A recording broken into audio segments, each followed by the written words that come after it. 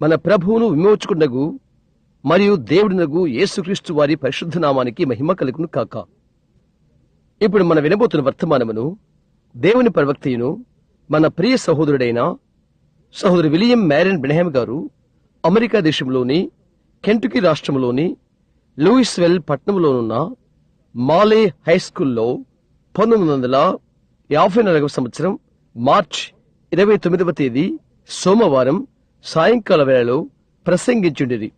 దాని ఇప్పుడు తెలుగు భాష అనువాదముతో వినబోతున్నాము.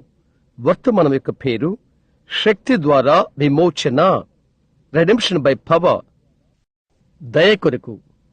మీకు ధన్యవాదములు స్నేహితులారా. సాయంకాల వేళ శుభాలు మీకు. మన ప్రియ ప్రభు అయిన యేసుక్రీస్తు వారి నామమున ఈ రాత్రి ఇక్కడ ఉండి మరలా మీతో మాట్లాడటానికి శ్రేష్టమైన తరుణమే. ఎక్కడైనా దేవుని ప్రజలను కలుసుకుని ఆ ఘనమైన యేసు నామమును మాట్లాడుట, అది ఎల్లప్పుడూ కూడా ఘనమైన తరుణమే. మన సహోదరుడు ఇప్పుడే పాడిన పాటను నేను నిజంగా అభినందిస్తున్నాను. అది నా అభిమాన గీతిక. యేసును వారు కేవలం ఒక ప్రవక్తగా, లేక మంచి మనిషిగా, లేక ఒక ఉపదేశకునిగా వారు చేయుటకు ప్రయత్నిస్తున్నప్పుడు నిజముగా అది ఆయన దైవత్వాన్ని, ఆయన ఏమై ఉండెనో దానిని అది బయటకు తెచ్చును. ఆయన వంటి వారు భూమి మీద ఎవరూ లేరు, ఇక ఎవరు ఉండబోరు. ఆయన ఇమ్మానుయేలు. ఆయనే అల్ఫా ఒమేగా, ఆది అంతము. ఆయన వర్తమాన భూత భవిష్యత్తులో ఉన్నవాడు. దావీదు యొక్క వేరు మరియు చిగురయున్నాడు. ఆయన తెల్లవారు వేకువ చుక్క. ఆయన యందు దైవత్వం నివసించెను. ఆయనలో దేవుడు ఉండెను. దేవుడు ఆయన కుమారుడైన క్రీస్తులో ఉండెను. ఆయన తనకు తాను లోకమును సమాధానపరచుకుంటకు యేసు చెప్పియున్నాడు, నేను చేయు కార్యములు నావి కావు, నా యందు నివసించు తండ్రియే నా తండ్రియు నేనును ఒకటై ఉన్నాము. దేవుడు శరీరీతిగా ప్రత్యక్షమయ్యాడు. ఓహో, ఇటువంటి మహత్తరమైన ప్రత్యక్ష యొక్క దేవుని ప్రేమ మనయడా ఆయన తనకు తానే బయలుపరుచుకుని దిగివచ్చి మానవ శరీరములో నివసించుట, మానవలిలో నుండి వ్యాధి బాధలు తీసివేసి తండ్రికై తిరిగి మనలను విమోచించుటకు. అదెంతో అద్భుతకరము. అది కాదా? దాన్ని మనం నిజంగా శ్లాఘిస్తున్నాము. గతించే రాత్రి ఒక విధంగా నేను క్షమాపణ చెప్పుకోవలసి ఉన్నది. బిల్లి నాకు ఒక చిన్న చొరక ఇచ్చాడు. ఎందుకనగా నేను విధంగా బలహీనంగా ఉన్నాను. అయితే ఆ కూటములు, ఆ ఆత్మ వివేచనలు, అది అలాగైతే తప్ప నీవు తెలుసుకుంటానికి రావాల్సి ఉన్నది. అలా కాకపోతే ఎవరూ అది అర్థం చేసుకోలేరు. అవునా? దాన్ని వివరణ ఇచ్చుటకు మరో మార్గము లేదు. అది నీవు చేయుటకు ఒక మార్గము లేదు. అది ఒక అనుభవము. ఎవరూ దానిని ఎరుగరు. అది పఠనము చేసిన వారు తప్ప. అది మానవ జాతికి ఏమి చేయును? అది ఒక మనిషికి ఏమి చేయును? అతని ప్రాణాన్ని తెచ్చును, ఇచ్చును. సరే, మనము రెండు ప్రపంచంలో నివసిస్తున్నాము. ఇక్కడున్న ప్రపంచంలో నీవున్నావు, అక్కడ ఉన్న ప్రపంచంలో నీవున్నావు. బహుశా 50 సంవత్సరాల క్రితము నీవు ఒకరితో ఉండినప్పుడు, మరియు ఈ రోజు నుండి రానున్న సంవత్సరములు నీవు ఒకరితో ఉండవచ్చును. ఆయనను అనేక సంవత్సరాల క్రితము జరిగిన దాన్ని మాట్లాడుచున్నావు. బహుశా వారాల క్రితము, నెలల క్రితము, మరో దేశములో, మరొక స్థలములో, లేక ఒకటి ఏదో. ఆ తర్వాత నిన్ను నీవు సరిచేసుకుంటానికి ఆ తలంపులో నీకు చెప్పుటకు నీవు ప్రయత్నం చేశావు. అది దానిని వదిలివేసినది. అయితే అందులో ఇంతవరకు ప్రభు మనలను ఆశీర్వదించాడు. అందుకని మనము ఆనందంగా ఉన్నాము. కూటముల ద్వారా దేవుడు మహిమ నొందునని నమ్ముతున్నాము. సరే, ఇప్పుడు ఈ రాత్రి కుటుంబంలో మనము కొద్ది మందిగా ఉంటుండగానే నిన్ను ఇలా అనుకుంటున్నాను. ఇప్పుడు మన యొక్క కూటములు ఇక్కడ కేవలము ప్రచురణ చేయుటకే అవుతున్నవి. ఇది కేవలము స్థానిక ప్రజలకు మాత్రమే. ఇంకా కూటమి యొక్క పెద్ద భాగానికి వెళ్ళకముందు ప్రజలకు బైబిల్ గ్రంథంలోని బహుశా కొన్ని పాతకాల ఉపదేశానికి ఈ దినమున రావాలని నేను ఆలోచన చేస్తున్నాను. అది గంభీరమైన సంఘటనలు వచ్చినప్పుడు దేవుడు వాటిని మనకై పంపినట్లయితే అప్పుడు మనము బాగా అర్థం చేసుకుంటాము. కాబట్టి దైవిక స్వస్థత అనేది కేవలము చేపన పడుటకు గాలం పైన ఎరవుతున్నది. చేప ఎరను లాగినప్పుడు గాలానికి తగులుకుంటుంది. కాబట్టి మన ప్రాముఖ్యమైన తుది నిర్ణయం ఇది: యేసుక్రీస్తు కొరకు ఆత్మలను సంపాదించుట. ఏ రాత్రి దేవుడు నిన్ను స్వస్థపరిచేట్లయితే తిరిగి నీవు రోగివి కావచ్చును, నీవు చనిపోకముందు. బహుశా ఇప్పటి నుండి ఒక వారం లోపు, లేదా 2 సంవత్సరాలకు తిరిగి నీవు జబ్బును పడవచ్చును, నాకు తెలియదు.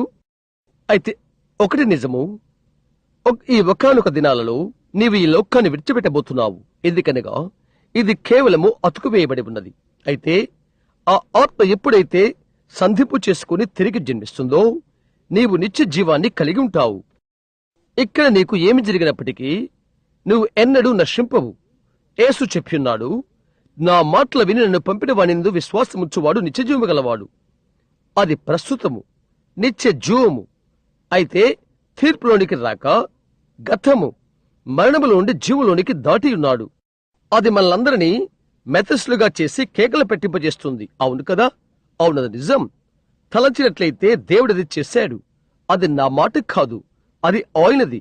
పరిశుద్ధ యోహాను 5:24. పరిశుద్ధ యోహాను 6 యేసు చెప్పియున్నాడు, నా శరీరము తిని నా రక్తము త్రాగిన వాడే నిత్యజీవము గలవాడు. అంత్య దినమున నేను అతను లేపుదును. అవునది నిజం. నా శరీరము తిని నా రక్తము త్రాగిన వాడే. అది వర్తమాన కాలము, జరుగుతున్న కాలము, నిత్య జీవము.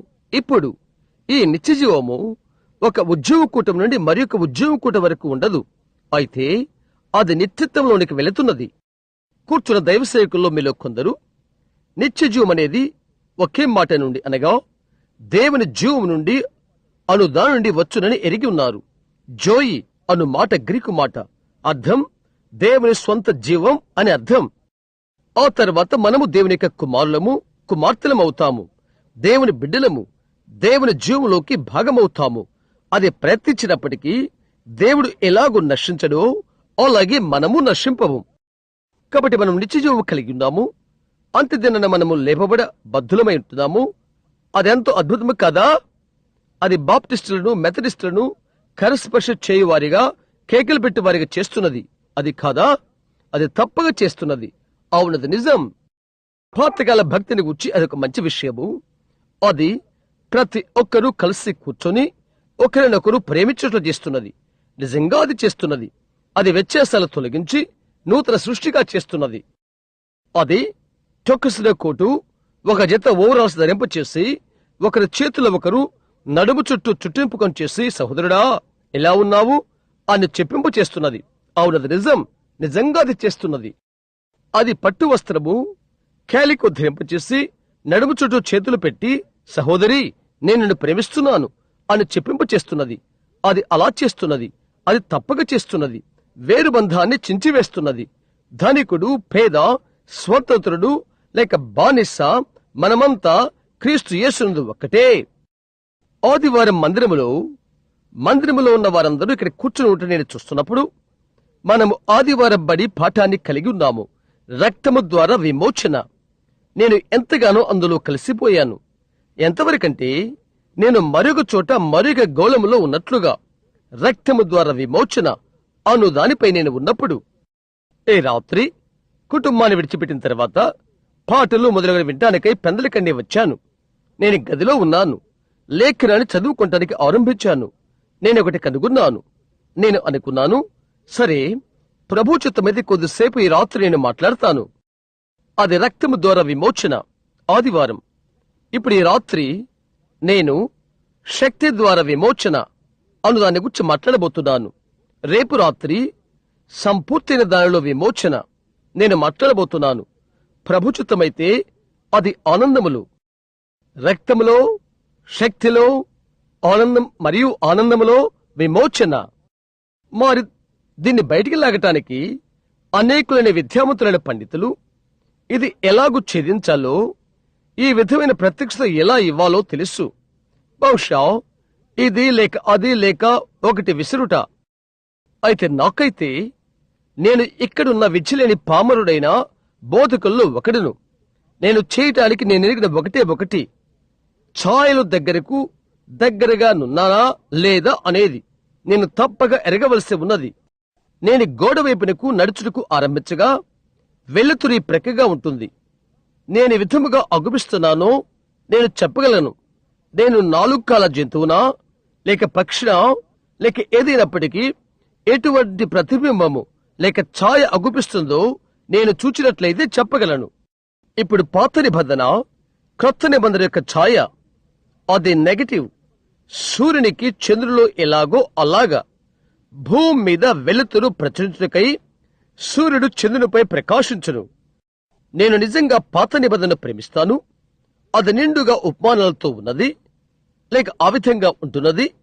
ఆదికాండములో దేవుడు సూర్యుని మొదట చేశాడు, తర్వాత చంద్రుడు చేశాడు. సూర్యుడు, చంద్రుడు క్రీస్తుకు సంఘానికి పోలికై ఉంటున్నవి. సూర్యుడు తన బలముతో మహిమతో ఎలాగ వచ్చునో అలాగు అది కృంగిపోవునప్పుడు చీకటిలో చంద్రునికి తన కాంతిని ప్రచురింపచేస్తున్నది.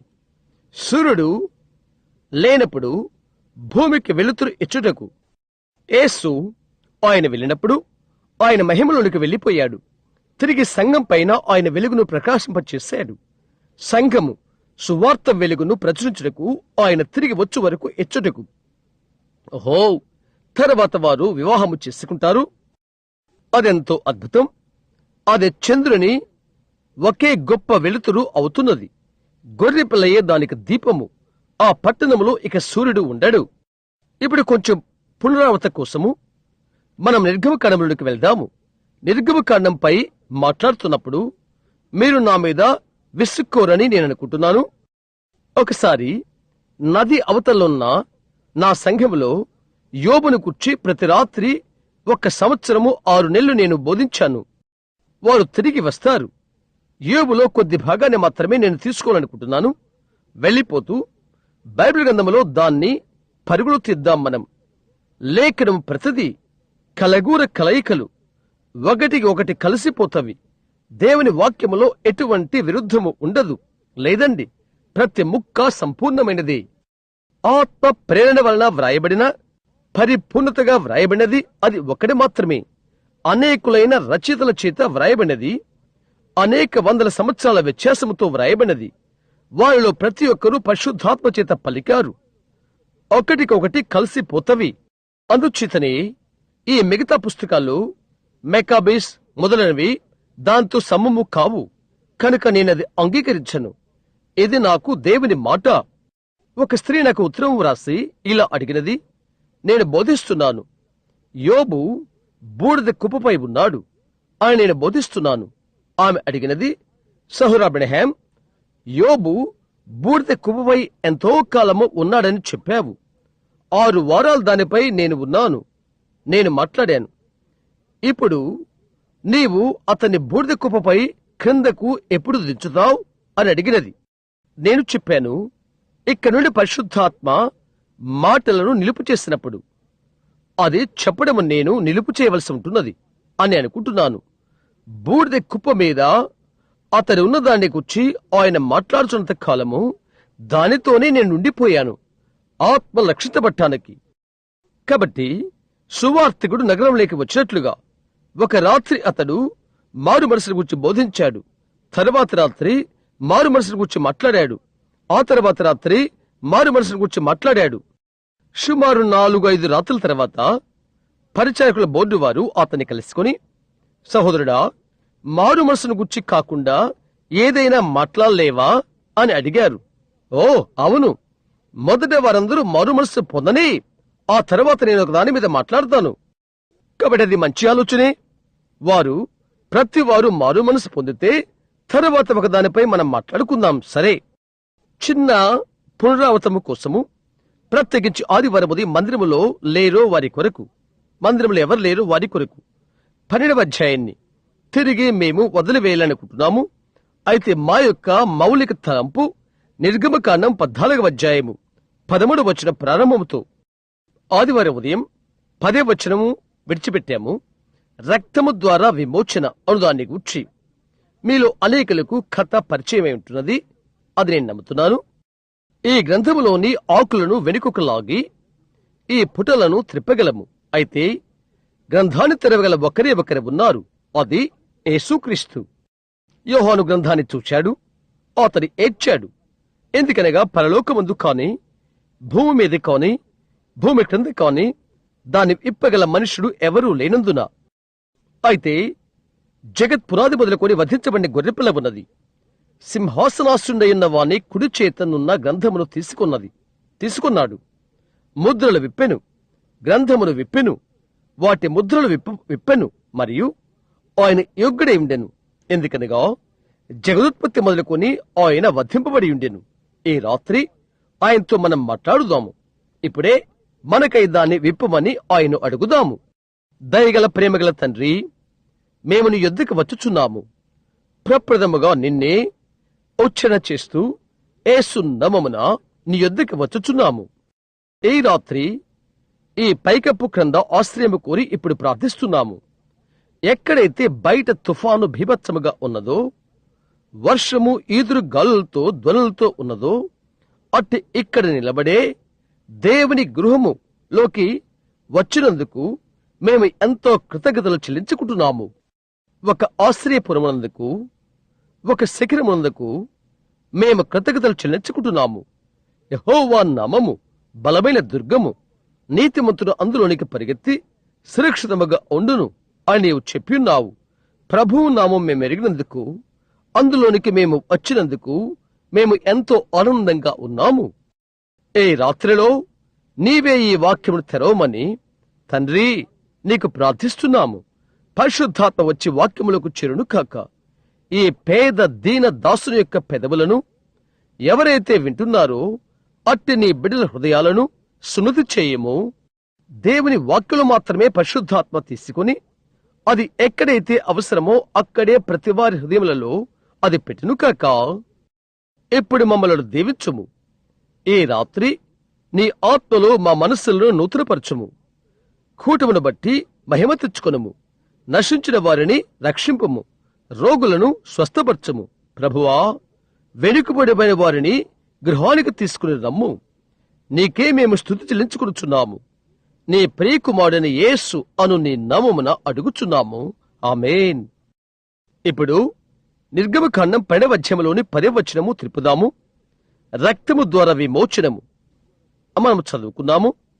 ప్రతి గృహములో చంపబడుటకు దేవుడు ఏ విధముగా గొర్రెపిల్లను నిర్ణయించినది, ఎలాగూ ఏది కూడా విడిచిపెట్టబడకూడదని మనము చదువుకున్నాము.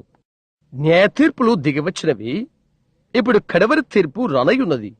సాక్షాత్తు అక్షరార్థంగా దేవుడు ఆయన వాక్యాన్ని నెరవేర్పు చేయనై ఉండెను. అక్కడ వెనుకనున్న న్యాయ తీర్పులని ఒక సంపూర్ణమైన సూచన, సంపూర్ణమైన పోలిక. ఇప్పుడు పరుడుకు సంసిద్ధంగా ఉన్న న్యాయ తీర్పులకు తీర్పు రాకముందు నీవు గమనిస్తే, దైవ సేవకులు ఇందుకొరకై నాతో ఏకీభించకపోవచ్చును. మంచిది. ఐగుప్తును తీర్పు తీర్చు తెగులు మొత్తట ఆరంభము కాకముందే దేవుడు ఇశ్రాయేలును ఘోషణకు పంపాడు. వారు ఘోషణలో ఉన్నారు. ఎటువంటి తెగులు వారి మీద పడలేదు. శ్రమల ద్వారా సంఘము కొనిపోబడుట ఒక సంపూర్ణమైన పోలికై ఉంటున్నది. చూశారా? అది మంచిది. అప్పుడు భూమిని మొత్తిన ఆఖరి తెగులు ఐగుప్తును తాకినది మరణం. ఇక్కడున్న బైబిల్ను చదువులందరూ బహుశా అనేక సార్లు మీ ఆదివారం బడి పాఠముగా ఇది తీసుకుని ఉండవచ్చును. అయితే ఐగుప్తును మొత్తిన ఆఖరి శత్రువు మరణము. ఇప్పుడు సంఘాన్ని మొత్తబోతున్న ఆఖరి శత్రువు మరణమే. ఆత్మ సంబంధముగా మాట్లాడుట, ఎవరైతే క్రీస్తును వెంబడించారో పరిశుద్ధాత్మ బాప్తిస్మ వలన, ఎవరైతే క్రీస్తును వెంబడించారో పరిశుద్ధాత్మ బాప్తిస్మ వలన ఆత్మ సంబంధముగా ఎండిపోయి చనిపోతారు. సంఘములలో ఇప్పుడు నీవది చూడగలవు. అనేక మంది గొప్ప గొప్ప ఉద్యమాలు జరిగిన తర్వాత, సువార్తికుల దేశాన్ని దాటిన తర్వాత ఆయనను రాజకీయంగా సంఘము నిరంతరము చెడిపోతున్నది. దానికి సభ్యులు వారికిష్టమొచ్చేట్టుగా జీవిస్తున్నారు. వారు కోరిన రీతిదేదో వారు చేస్తున్నారు. ఇంకా వారు క్రైస్తవులని పిలుచుకుంటున్నారు. వారు బాగానే ఉన్నారని చెప్తారు. క్రైస్తవుడిగా ఉండుటకు క్రీస్తు వలె ఉండుట అని అర్థం. క్రీస్తు వచ్చినట్లయితే నీవు కోరుకున్న స్థలాలకు వెళ్ళవు. క్రీస్తు వస్తే నీవు చెప్పాలనుకున్నది నీవు చెప్పవు. క్రీస్తు వచ్చినట్లయితే నీవు చేయాలనుకున్నది నీవు చేయవు. క్రీస్తు వచ్చినట్లయితే నీవు తలంచాలనుకున్నది నీవు తలంచవు. నీ ఒక్క గురిని నీవు నిలుపుకో. నీ హృదయము కల్వరి పైన కేంద్రీకరించి ఉంటున్నది. ఆమేన్. ఆయన వెలుగులో ఉన్నట్లుగా వెలుగులో నడువు. మనము ఒకరితో ఒకరము సహవాసము కలిగి ఉన్నాము. దేవుని కుమారుని యేసుక్రీస్తు రక్తము మన సమస్త దుర్నీతి నుండి పవిత్రులుగా చేస్తున్నది. మెథడిస్టులు, బాప్టిస్టులు మనందరిని ఆయన యందు ఏకము చేస్తున్నది. ఇప్పుడు చివరిది, ఆఖరిది మరణము. ఆ మరణము రాకముందు మరణము కొరకై ఒక ప్రాయశ్చిత్తార్థ బలి ఒకటి ఉండవలసి ఉన్నది. ఎవరైతే దాని నుండి తప్పుకోవాలని కోరుకుంటున్నారో వారి కొరకై. జల ప్రళయానికి ముందు, మొదటి నాశనములకు ముందు ఒక ప్రాయశ్చిత్తము ఉండెను. నోవహు అను నీతిని ప్రకటించిన బోధకుడు దేవుడికి ఉండెను. ఓడ లోపలకు ప్రజల వచ్చుట కొరకై అతడు 120 సంవత్సరాలు బోధించాడు. ఎవరైతే ఇష్టపూర్తిగా నిరాకరించారో వారికి తీర్పు తప్ప మరొకటి లేదు. ఈ దినమున క్రీస్తు యొక్క వెలుగులో నడుచుటకు తిరస్కరించిన మనిషికి నీవు కనికరాన్ని నిరాకరించవు కనుక, కనికరాన్ని నిరాకరించావు కాబట్టి నీకు తీర్పు తప్ప మరొకటి మిగిలి ఉండదు. అంతే. కుడి ఎడమ ప్రక్కల మాత్రమే ఉన్నవి. నీవు వెళ్ళటానికి ఒకటి. నీ తీర్మానము నీవు చేసుకో. భయంకరమైన రాత్రి రాకమునుపు ఇశ్రాయేలుకు ఆజ్ఞ ఇవ్వబడినట్లు మనం చూస్తున్నాము. మనకెప్పుడు అది జరిగినది. గొర్రె పిల్ల చంపబడుట. దేవుడు ఆయన సంఘాన్ని నిర్గమలోనికి, ఐగుప్తు నుండి బయటికి తెచ్చుటకు, వాగ్దాన భూమిలోకి తీసుకుని వచ్చుటకు దేవుడు చేసి ఉన్నాడు. నేను దాన్ని ఇష్టపడుతున్నాను. వారెక్కడ దేశమును స్వాధీనం చేసుకుంటానికి వెళ్ళుచున్నారు. దేవుడు వారికి ఆ దేశాన్ని ఇచ్చి ఉండెను. అయినను అవన్నీ పెద్ద పెద్ద భవనాలతోనూ కంచెలతోనూ కంచెవేయబడి ఉన్నవి. ఎరికో చుట్టూన్న గోడలు, దాని చుట్టూ రథాలు పరుగులు తీయగలవు. దాన్ని ఆలోచించి, అయినను దానిని నేను మీకు ఇచ్చున్నాను, అది మీది. అయితే వారు దానిని పరిశుభ్రపరచుకోవాలి, పరిశుభ్రము చేయాలి. అదే ఈరోజు దేవుడు చేసినది. అది ఎవరు కావాలని కోరారో వారందరికీ పరిశుద్ధాత్మ బాప్తిస్తాన్ని ఆయన ఇచ్చాడు. అయితే నీవు లోపలికి పోవాలి, స్వతంత్రించుకోవాలి. అంతే. వ్యత్యాసాల కొరకై పోరాడి గోడలు విరిగ్గొట్టాలి, బయలుదేరి దాన్ని తీసుకునాలి. నీవు చెప్తావు, పాద్రి గారు చెప్పారు ఇలాగు, ఈ దినానది మనకు కాదు అని. కొద్దిగా ముందుకు సాగిపోయి దాన్ని దాటిపో. తల్లి చెప్తుంది, నేను నిన్ను ఇంట్లో ఉండి వెడగొడతాను అని. నేరుగా ముందుకు వెళ్లి అది దాటిపో. భర్త అంటాడు, నేను నిన్ను వదిలివేస్తాను. నేరుగా ముందుకు వెళ్లి అది దాటిపో. అంతే. ముందుకు వెళ్లవలసి ఉన్నది, దాన్ని స్వాధీనం చేసుకోవలసి ఉన్నది. అంతే. దైవిక స్వస్థత మీలో అందరికీ, ఇక్కడ ఈ రాత్రి కూర్చున్న మీ అందరికీ, క్యాన్సర్తో ఉన్నవారికి, గుండె జబ్బుతో ఉన్నవారికి, అది ఏమైనప్పటికీ దేవుడు వాగ్దానం ఇచ్చాడు, అది నీది. అయితే నీవు వెళ్లి స్వాధీనపరచుకోవలసి ఉన్నది. ఇప్పుడు నువ్వు చెప్తావు, సరే, అంత బాగా నాకు అనిపించట్లేదు, అదేమి చేయదు, వాగ్దానం నీది, నీకు దేవుడిచ్చున్నాడు. లోపలికి వెళ్లి ఒక ప్రక్క నుండి మరొక పక్కకు ఫిలిష్తీయులను చంపు, హెవ్వీయులను, అమోరీయులను బయటికి తీసి వారిని చంపు. లోపలికి వెళ్లి స్వాధీనము చేసుకో. దేవుడు చెప్పాడు, అది నీది, వెళ్ళు, అది తీసుకో. అయితే ఆయన ఈ విధముగా చెప్పలేదు, ఇదిగో నేను లోపలికి వెళ్లిపోయి అదంతా తుడిచివేసి మీకు నేను అందమైన పట్టణాలు కట్టి సులభమైన వీధుల్లో మిమ్మల్ని కూర్చునబెడతాను అని ఆయన చెప్పలేదు. ఆయన ఆ విధముగా చేయడు. ఆయన నీకది ఇచ్చి ఉన్నాడు. నీవు ఒకటి చేయవలసి ఉన్నది. ఆయన నీకు దేశాన్ని ఇచ్చుటకు ఎంతో మెలు చేసి ఉన్నాడు. ఆయన నీకు సహాయము చేసి నీతో ఉంటానని చెప్పబడి ఉన్నది. వెళ్లి తీసుకో. ఏ రాత్రి నీవు వ్యాధితో ఉండినా, కుంటివానిగా, గుడ్డివానిగా, చెవిటివానిగా, మూగవానిగా ఎలాగైనా నీవు ఉండినా వెళ్ళు, అది తీసుకో. అది నీదేనని దేవుడు చెప్పియున్నాడు. అది నీ యొక్క స్వాస్థ్యము. దానిని దేవుడు నీకిచ్చున్నాడు. ఆయన వారికి ఆ దేశాన్ని ఇచ్చేదనని వారికి చెప్పాడు. మార్గమందు వారిని భద్రత తీసుకుని అది ఎక్కడున్నదో ఆ స్థలానికి వారిని తీసుకుని వెళ్ళట కొరకై వారికి ముందు ఒక దేవదూతను పంపియున్నాడు. ఆ వేగులు వారు ఎక్కడికి వెళ్లారు చూడు. ఇక్కడ 10 మంది తిరిగి వచ్చి, ఓ, మనం అది చేయలేము, అది అసాధ్యం. ఎందుకని? మేము విజ్ఞాన శాస్త్రజ్ఞులము, మేము అక్కడ విషయము చూచాము, శాస్త్రరీత్యా అది అసాధ్యము, మేమది చేయలేము. అయితే అక్కడ 2 ఉన్నారు. వారిలో ఒకరి పేరు యెహోషువ, ఒకరు కాలేబు. వారైతే శాస్త్రీయ పద్ధతిని వారు చూచుట్లేదు. దేవుడు ఏమని చెప్పాడో అది వారు చూచుచున్నారు. మనమది చేయగలము అని చెప్పారు. అది మంచి దేశమని ఒక రుజువును వారు వెనుకకు తెచ్చారు. ఆ రుజువును బట్టి నేనెంతో ఆనందంగా ఉన్నాను. మరి మీరు? మనకు పైన మంచి దేశం ఉన్నది. ఈ రాత్రి మనము మన రహదారి పైన ఉన్నాము. హల్లెలూయా. మంచిది. ఇక్కడే వారు ఉన్నారు. కొంచెము విడుదలకు ముందు దేవుడు ఇశ్రాయేలు ఆ గొర్రె పిల్లను చంపవలని కోరుతున్నాడు. వారు భద్రతలో ఉన్నారని నిశ్చితి కొరకు తలుపు ద్వారబంధపు పైకమ్మికి నిలువు కమ్మికిని రక్తమును పొయ్యమని ఈ విధముగా ప్రతి కమ్మికి వారు లోపలికి వెళ్లి ఈ గొర్రెపిల్లను దాని ప్రతి ఒక్క ముక్కను తినవలెను. గమనించు, గొర్రెపిల్ల అంతా దానిలో కొంత భాగము కాదు, దాని యొక్క ప్రతి ముక్కను భుజింపవలెను. కొందరంటారు, నేను ఈ భాగాన్ని మాత్రమే తింటాను, నేను ఈ భాగాన్ని మాత్రమే నమ్ముతాను. అయితే అదంతా నీవు తినవలసి ఉన్నది. దానిలోని ప్రతి ముక్క నీవు చెప్తావు, ఓ, ఆయన పొందిన దెబ్బల చేత మనకు స్వస్థత కలుగుచున్నది అని నమ్ముతున్నాను అని. అయితే ఆయన పొందిన దెబ్బల చేత దాన్ని గురించి నాకు తెలియదు. అది అంతా మనకు కావలసి ఉన్నది. దానికి ప్రతి ముక్క తినవలసి ఉన్నది. అది అంతా అందులో కొంత గట్టిగా ఉంటున్నది. అయితే మనమది తినవలసి ఉంటున్నది. ఏ విధముగానైనా ఆ విధంగానైనా దేవుడు చెప్పియున్నాడు. ఇప్పుడు 10వ వచనము గమనించు. ఉదయకాలం వరకు దానిలోని దేదియు మిగిలింపకూడదు. ఉదయకాలం వరకు దానిలో మిగిలినది అగ్నితో కాల్చివేయవలెను. అందులో ఏది విడవకూడదు. ప్రతిదీ ఆయన చెప్పాడు. మీరు దానిని తిన్నప్పుడు పచ్చిగానున్నదైనను ఉడకనదైనను తినకూడదు. అయితే బాగా ఉడికిన దానినే మీరు తినవలెను. నేను అది ఇష్టపడుతున్నాను. దేవుని వాక్యాన్ని ప్రజలు తినటానికి ప్రయత్నం చేస్తారు. అది పచ్చిగా ఉన్న దానిని తీసుకుంటానికి ఇష్టపడతారు, చప్పరిస్తారు, దానిపై ఉమ్మి వేస్తారు, ప్రతిదీ చేస్తారు. నేనది తీసుకోలేను, దానికి నిలబడలేను అని చెప్తారు. అది సరిగా ఉడకలేదు. అది అంతే. ఆయన చెప్పాడు, అగ్నితో దాన్ని కాల్చవలను. నిప్పు పరిశుద్ధాత్మక పోలిక.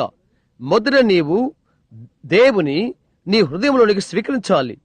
అది దానిని నీకై ఉడకబెడుతున్నది. అవునది నిజం. దాన్ని ఉడకనీయవలెను సంపూర్తిగా. ఆ తర్వాత అది రుచిగా ఉంటున్నది. బయటి విధముగా నీవు నిలబడి చెప్పలేవు, ఓ, అది నాకో కాదో నాకు తెలియదే, గతించిన దినాలకు సంబంధించినదేమో అది. మొదట పరిశుద్ధాత్మను పొందుకు. ఆ తరువాత దైవిక స్వస్థత ఏదో నీకు అర్థమవుతుంది. చూడు, అలాంటప్పుడు హృదయ కదలిక, భక్తి అనగా అర్థమేదో చూడు. గొర్రెపిల్ల వచ్చినప్పుడు దానిని ఉడకబెట్టుటకు పరిశుద్ధాత్మ నువ్వు పొందినప్పుడు. ఆమేన్. అవునది నిజం. మొదటి గొర్రెపిల్లను ఉడకబెట్టు. దానిని ఉడకబెట్టుటకు నీకు అగ్ని కావలసి ఉన్నది. అది కాల్చవలసి ఉన్నది. అప్పుడు అది రుచిగా అవుతున్నది. దాన్ని కాల్చు. అన్నిటినీ అది కాల్స్తుంది. కొద్ది కాలం క్రితమే నేను ఇక్కడ నిలబడి ఉన్నాను, పెద్ద కొలిమి దగ్గర. ఆ అగ్ని ఎంత వేడిగా ఉన్నదో నేను గమనించాను. అది అలా ఉడికిపోయినది. అది వేడికి కొలది లోహంలోనున్న బంగారంలోనున్న మస్టు మురికంతా అంతా పైకి వస్తుంది. వారు అది చిలకరిస్తారు. వారు మంటను కొలిమిలో కొద్దిగా ఇంకా ఎక్కువ చేస్తారు, వేడి చేస్తారు. అది ఇంకా ఎక్కువ మరిగితే వారు ఇంకా మరొక దాని నుండి అగ్నిశిలను వారు తీస్తారు. మొదట పైకి వచ్చేది మురికి, మట్టి మురికిలాంటిది. తర్వాత పైకి వచ్చినది కొన్ని ముతక లోహములు, ఉపయోగము లేనివి. అవి ఒక విధమైన రాలిపోయే వెండి. అది చిలుగుట వలన ఇవన్నీ వస్తవి. ఇంకా లోపలికి వెళితే దానిలో నుండి వారు బయటకు తీయునది పరైట్, అగ్నిశిల. అది మోసం చేసే బంగారం. నీవు క్రైస్తవుడైపోయిన తర్వాత ఒకరినొకరు బుద్ధహీనులుగా చేసుకునుట, లేక నకిలీలుగా అనేకులు తెలుసుకుంటారు తెలుసా? అలాగైనా నటిస్తారు, ఎలాగైనా నటిస్తారు. గమనించారా? అయితే పరిశుద్ధాత్మ ప్రతిదీ మరగబెట్టని నీలో నుండి నకిలీ బంగారాన్ని తీసివేయని. నకిలీ బంగారము. అనేక మంది పశ్చిమ దిశకు వెళ్తారు, కొద్దిగా అది కనుగొంటారు. వారు అనుకుంటారు బంగారుపు గనిని వారు త్రొక్కారనుకుంటారు. అది బంగారము కంటే బాగా ప్రకాశిస్తున్నది. అది నకిలీ బంగారము, దానికి విలువ ఉండదు. ఇప్పుడు వారు దాన్ని ఉడకబెడతారు, దానంతా చిలకరిస్తారు. అది అలాగే ఉడుకుతూ ఉంటున్నది. 100 పాళ్లు స్వచ్ఛమైన బంగారముగా మరుగు వరకు అది ఉడుకుతూ ఉంటుంది. ఆ విధముగా అయిన సంఘములో దేవుడు చేయును. దానిపై పరిశుద్ధాత్మను కుర్బరించి సమస్త లోకాన్ని, స్వార్థత్వాన్ని, తారతమ్య విభేదాలను ఇదంతా కూడా ఆయన బయటకు త్రోసివేయ వరకు ఉడకబెట్టును. ఆయన యుద్ధకు వచ్చు ప్రతి ఒక్క వ్యక్తిలో నుండి ఆయన ఉడకబెట్టును. ఆమేన్. ఆ తర్వాత నివేదించగలవు. ఇక్కడ మరొక మనోహరమైన తలంపు 11వ వచనము. మీరు దానిని తినవలసిన విధమేదనిగా ఇది ఆలకించుడి. మీ నడుము కట్టుకొని, నేనది ఇష్టపడుతున్నాను. మీ చెప్పులు తొడుక్కుని, మీ కర్రలు చిత్తపట్టుకుని త్వరపడుచు దాన్ని తినవలెను. అది యెహోవాకు పస్కా బలి. నేను దాన్ని ఇష్టపడుతున్నాను. మీరు భుజించున్నప్పుడు వెళ్ళుటకు సంసిద్ధంగా ఉండండి. అది పుట్టుక. మనం ఎఫెస్సి త్రిపుదాము. 6వ అధ్యాయం ఎఫెస్సి సంఘం యొక్క సంసిద్ధతను గురించి పౌలు ఇక్కడ ఏమని చెప్పాడో చూడు. ఎఫెస్సి 6వ వచనం, 6వ అధ్యాయము 14వ వచనము ఆరంభము నుండి. ఎలాగనగా మీ నడుమునకు సత్యమును దట్టి కట్టుకొని, నీతియను మైమరువు తొడుగుకొని, పాదములకు సమాధాన సువార్త వలనైన సిద్ధ మనస్సును జోడు తొడుగుకొని నిలువబడుడి. ఇవన్నీ కాక విశ్వాసమును డాలు పట్టుకొనుడి. దానితో మీరు దుష్టుని అగ్ని బాణములన్నిటినీ ఆర్పుటకు శక్తిమంతులవుదురు. మరియు రక్షణైన శిరస్త్రాణమును, దేవుని వాక్యమును, ఆత్మ ఖడ్గమును ధరించుకొనుడి. చూశారా, యుద్ధమందు సాగిపోవునప్పుడు యుద్ధ రంగము కొరకు ఒక మనుషుడికి పౌలు వస్త్రధారణ చేయుచున్నాడు. ఆరంభములో దేవుడు ఇశ్రాయేలు విడుదల చేయనప్పుడు ఆయన చెప్పియున్నాడు, నీవు సాగిపోవుటకు సంసిద్ధపడవలసి ఉన్నది. నీవు రక్తము కిందకి వచ్చినప్పుడు నీ చెప్పులు తొడుక్కో, నీ నడుము కట్టుకో, నీ కర్ర చేతపట్టుకో, పిలుపుకు సంసిద్ధపడు. నేను దాన్ని ఇష్టపడుతున్నాను. ఇప్పుడు ఒక మనుష్యుడు క్రీస్తులోనికి వచ్చినప్పుడు అతడు తన సువార్త చెప్పులు తొడుక్కోవాలి. సువార్త పఠించుటకు రక్షణ శిరస్త్రానమును, నీతిని మైమరువు నడుము కట్టుకొని సహజంగా పాతకాలపు సైనికులు యుద్ధ ఆభరణాలు వారు ధరించిన తర్వాత వారు పెద్ద దట్టి పెట్టుకుంటారు. వారు అది కలిపి పెట్టుకుంటారు. శత్రువు బల్లెము తగలకున్నట్లు ఈ డాలును వారు నడుమునకు కట్టుకుంటారు. ఎటువంటి నిజమైన పాట మనకు అది. వారి నడుము బలహీనపడి డాలు క్రిందకు చారుతున్నప్పుడు వారి నడుము గట్టిగా సరిచేసుకుంటారు. పైకి తెచ్చి మరలా తగిలించుకుంటారు, బిగించుకుంటారు. నీవు కృంగుతున్నట్లుగా నీవు భావించినప్పుడు ఈ దినమన నీకు ఎంతటి సంపూర్ణమైన చిత్రమవుతుంది అది, లేక దానివల్ల లాభము లేదు అని అనినప్పుడు క్రింద కొంగి కొద్దిగా నీ దట్టిని బిగించు. చేతిలో కొద్దిగా బిగిస్తూ ఖడ్గాన్ని లాగు, ముందుకు సాగు. నేను దాన్ని ఇష్టపడుతున్నాను. సాగిపోటుకు సంసిద్ధపడు. ఆ రాత్రి ఆ రక్తముకి నడుస్తున్న ప్రతి మనిషికి ఆజ్ఞ ఇవ్వబడినది. అక్కడే ఉండిపోవాలని, సాగిపోవటానికి ఆజ్ఞ వచ్చే వరకు బయటికి వెళ్ళకూడదని. దేవుని ఆత్మల జన్మించిన ప్రతి మనుష్యుడు క్రీస్తులోకి వచ్చియున్నాడు. నిత్య జీవాన్ని కలిగి ఉన్నాడు. అతని డాలును మైమరువను ధరించి నిలబడి ఉన్నాడు. ఆజ్ఞ ఇయ్యబడే వరకు ముందుకు వెలుటకు నిషేధించబడ్డాడు. ఓహో, అదెంతో అద్భుతకరమైనది కాదా? సైనికులైన మీరు ఈ రాత్రి మీరంతా జీరా ధరించినందుకు ఆనందంగా లేదా? మందిరములో పాటలు, నాయకుడు ఈ పాటను కలిగి ఉంటాడు. మా యొక్క భావన గీతిక, ఓ క్రైస్తవ సైనికులారా, యుద్ధము జరుగుతుంది. భీకరముగా ముఖాముఖిగా బారులు తెరియున్నారు. తలుక్కుమను సర్వాంగ కవచాలతో, రంగురంగుల బారులతో మంచి చెడులు ఈ దినాన పోట్లాడుతూ ఉన్నవి. యుద్ధము జరుగుతుంది. అయితే అలసిపోవద్దు. ఆయన బలమైన భద్రతలో బలశాలిగా ఉండు. దేవుడు మన పక్షమున ఉండగా ఆయన పతాకం మనపై ఉంటే చివరకు విజయ గీతిగా మనం పడుతాము. అనేకమైన వృద్ధులైన భక్తులు సమాధి వద్దకు వెళ్లిపోయారు. అయితే ఈ దినములలో దూరానున్న కొత్త ప్రపంచములో వాగ్దాన భూమిలోకి వారు వచ్చినప్పుడు శిలువ పతాకము మనపైన ఉంటున్నది. విజయ గీతము మనం పడుతాము. ఆ రాత్రి పెళ్లి విందులో బల్ల చుట్టూ మనం కూర్చొని, ఆ పెద్ద బల్ల బహుశా 100,000 మైళ్ళ దూరం ఉంటున్నది. రక్తముతో కడుగుబడిన భక్తులు అక్కడ చుట్టూ కూర్చుంటారు. నేను ఆ బల్ల దగ్గరికి వెళ్లి వారిలో ప్రతి ఒక్కరిని కరస్పర్శ చేసి ఆమేన్, పెద్దగా కేక వేస్తాను. నేను కేక వేయటం మీరు వినాలని ఉందా? నేనెక్కడికి చేరే వరకు వేచి ఉండండి. నన్ను గమనించుడి. ఇంకా అందుకొరకై నేను సరిపడలేదు. అయితే గమనించుడి.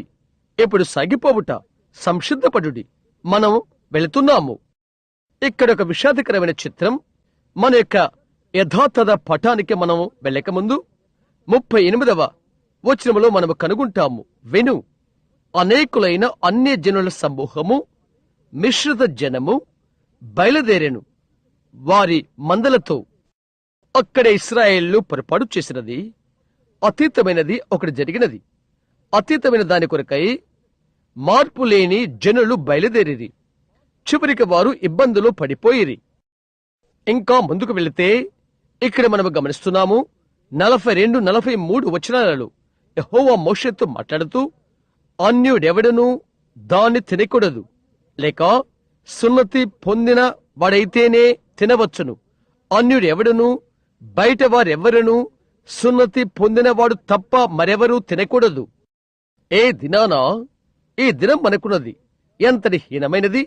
ప్రియ స్నేహితులారా, సంఘములో ఉన్న అందరూ, సంఘానికి సంబంధించిన అందరూ సహవాస భోజనపు ఆరాధన తీసుకుంటారు. అది తప్పు. ఎవరైతే విమోచింపబడ్డారో వారే యోగ్యులు అవుతారు.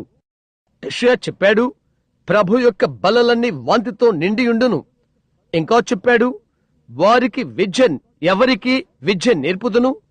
తల్లి పాలు విడిచిన వారికా, చన్ను విడిచిన వారికా?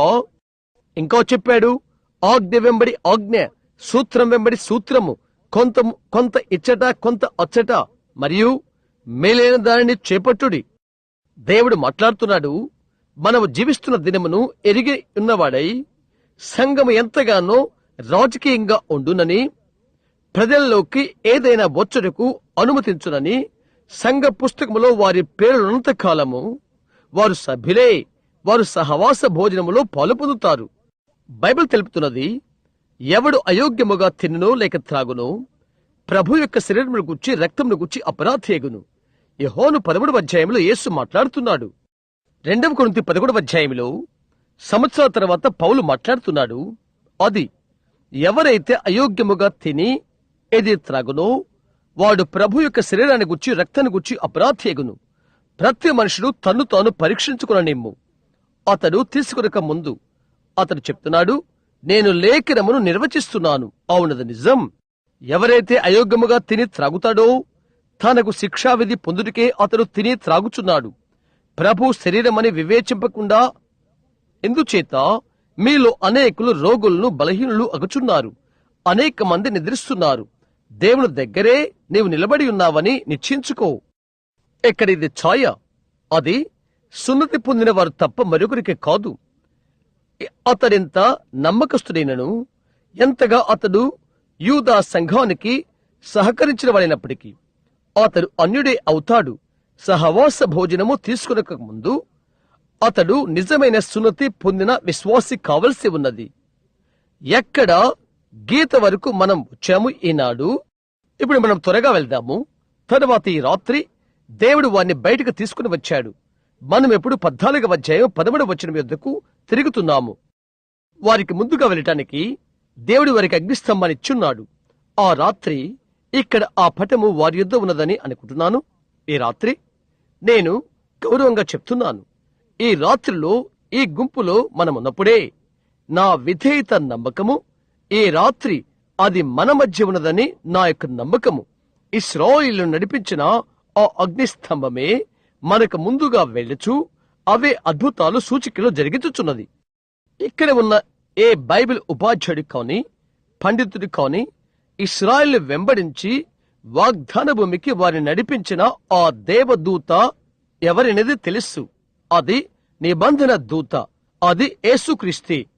ఏ దినమున యేసుక్రీస్తు నిన్న నేడు యుగయుగములు ఒక్కడే రీతిగా ఉండి, మీరు అనుకున్నట్లయితే పిలిచే పరిశుద్ధ గుండ్రాళ్లకు ఈ గుంపు ముందు వెంబడిస్తున్నాడు. మంచిది, వెళ్ళుచు విజయము నుండి విజయానికి నడిపించుచున్నాడు. దేవునికి స్తోత్రం. వారి యొక్క దినాలలో, వారి దేశాలలో వారు తృణీకరింపబడి, విసర్జింపబడి, దేశాల వలన తిరస్కరించబడి, రకరకాలుగా పంపించబడ్డారు. ఈ రోజు అంతే నిజ విశ్వాసి. మీకు తెలుసా, మీ సంఘాలలో క్రీస్తు కొరకు మీరు నిలబడి సత్యం మాట్లాడితే సంఘమంతా చెప్తారు, అతని వైపు చూడు, అతడు మతిపోగొట్టుకున్నాడు, అతడు పిచ్చివాడైపోయాడు. చూస్తున్నారా? ఎటువంటి సమ్మతిని దానికి ఇవ్వద్దు. ముందుకు సాగు. ఇప్పుడు నీవు ఆయుధధారివై ఉన్నావు. రక్తము నీ ముందు వెళ్ళుచున్నది.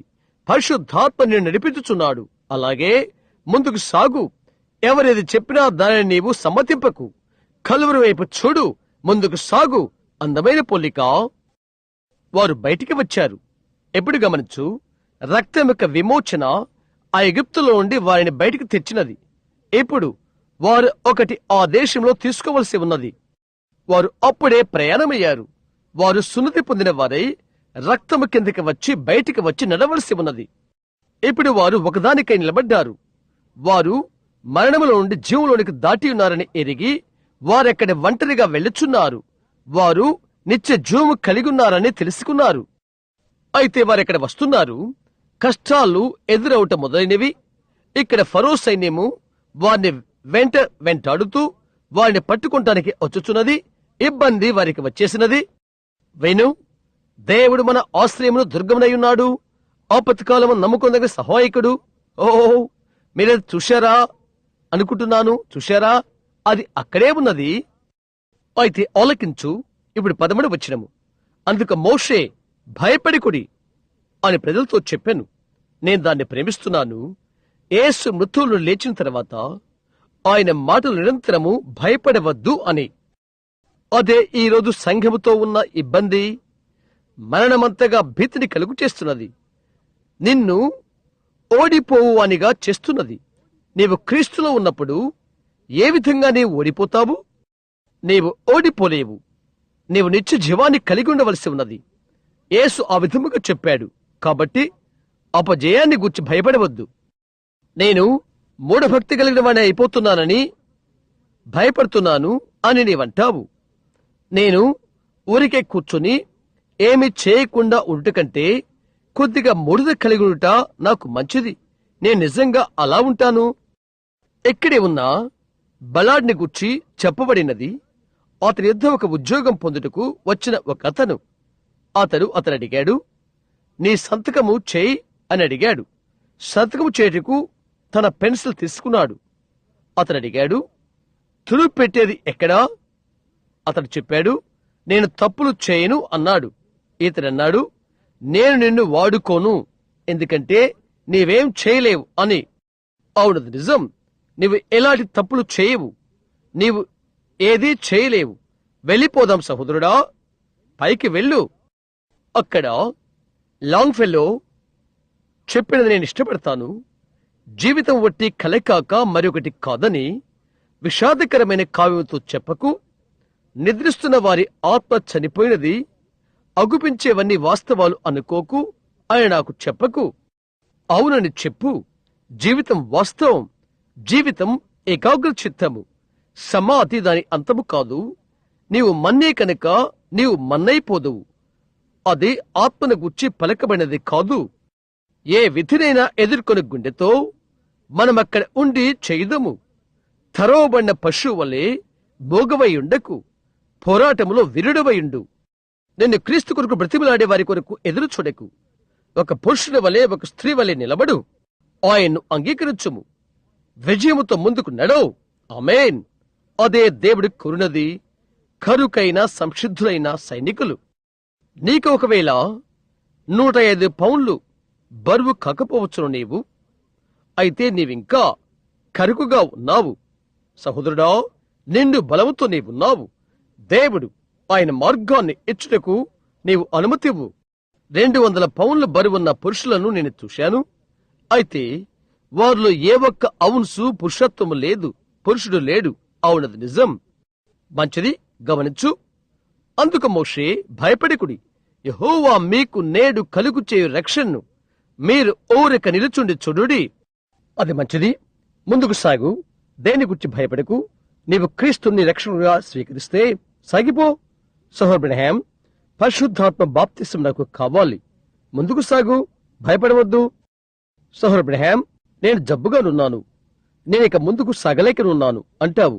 భయపడవద్దు, ముందుకు సాగు. ప్రభు రక్షణ చూడు, అంగీకరించు, ముందుకు సాగిపోవు. అది ఎలాగ జరుగుతుంది? వైద్యుడు నన్ను వదిలివేశాడు. అతడు చేయగలిగినంతా అతడు చేశాడు. అయితే దేవుడు తన గొప్పది చేయలేదు. అవును, ఒక్క నిమిషము, అతడు చెప్పినది విను.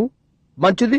ప్రభువు మీకు చూయించిన దినమును ఐగుప్తుల కొరకు అష్షూరీయులు ఇబ్బందులు కలుగు చేయవారు వారు.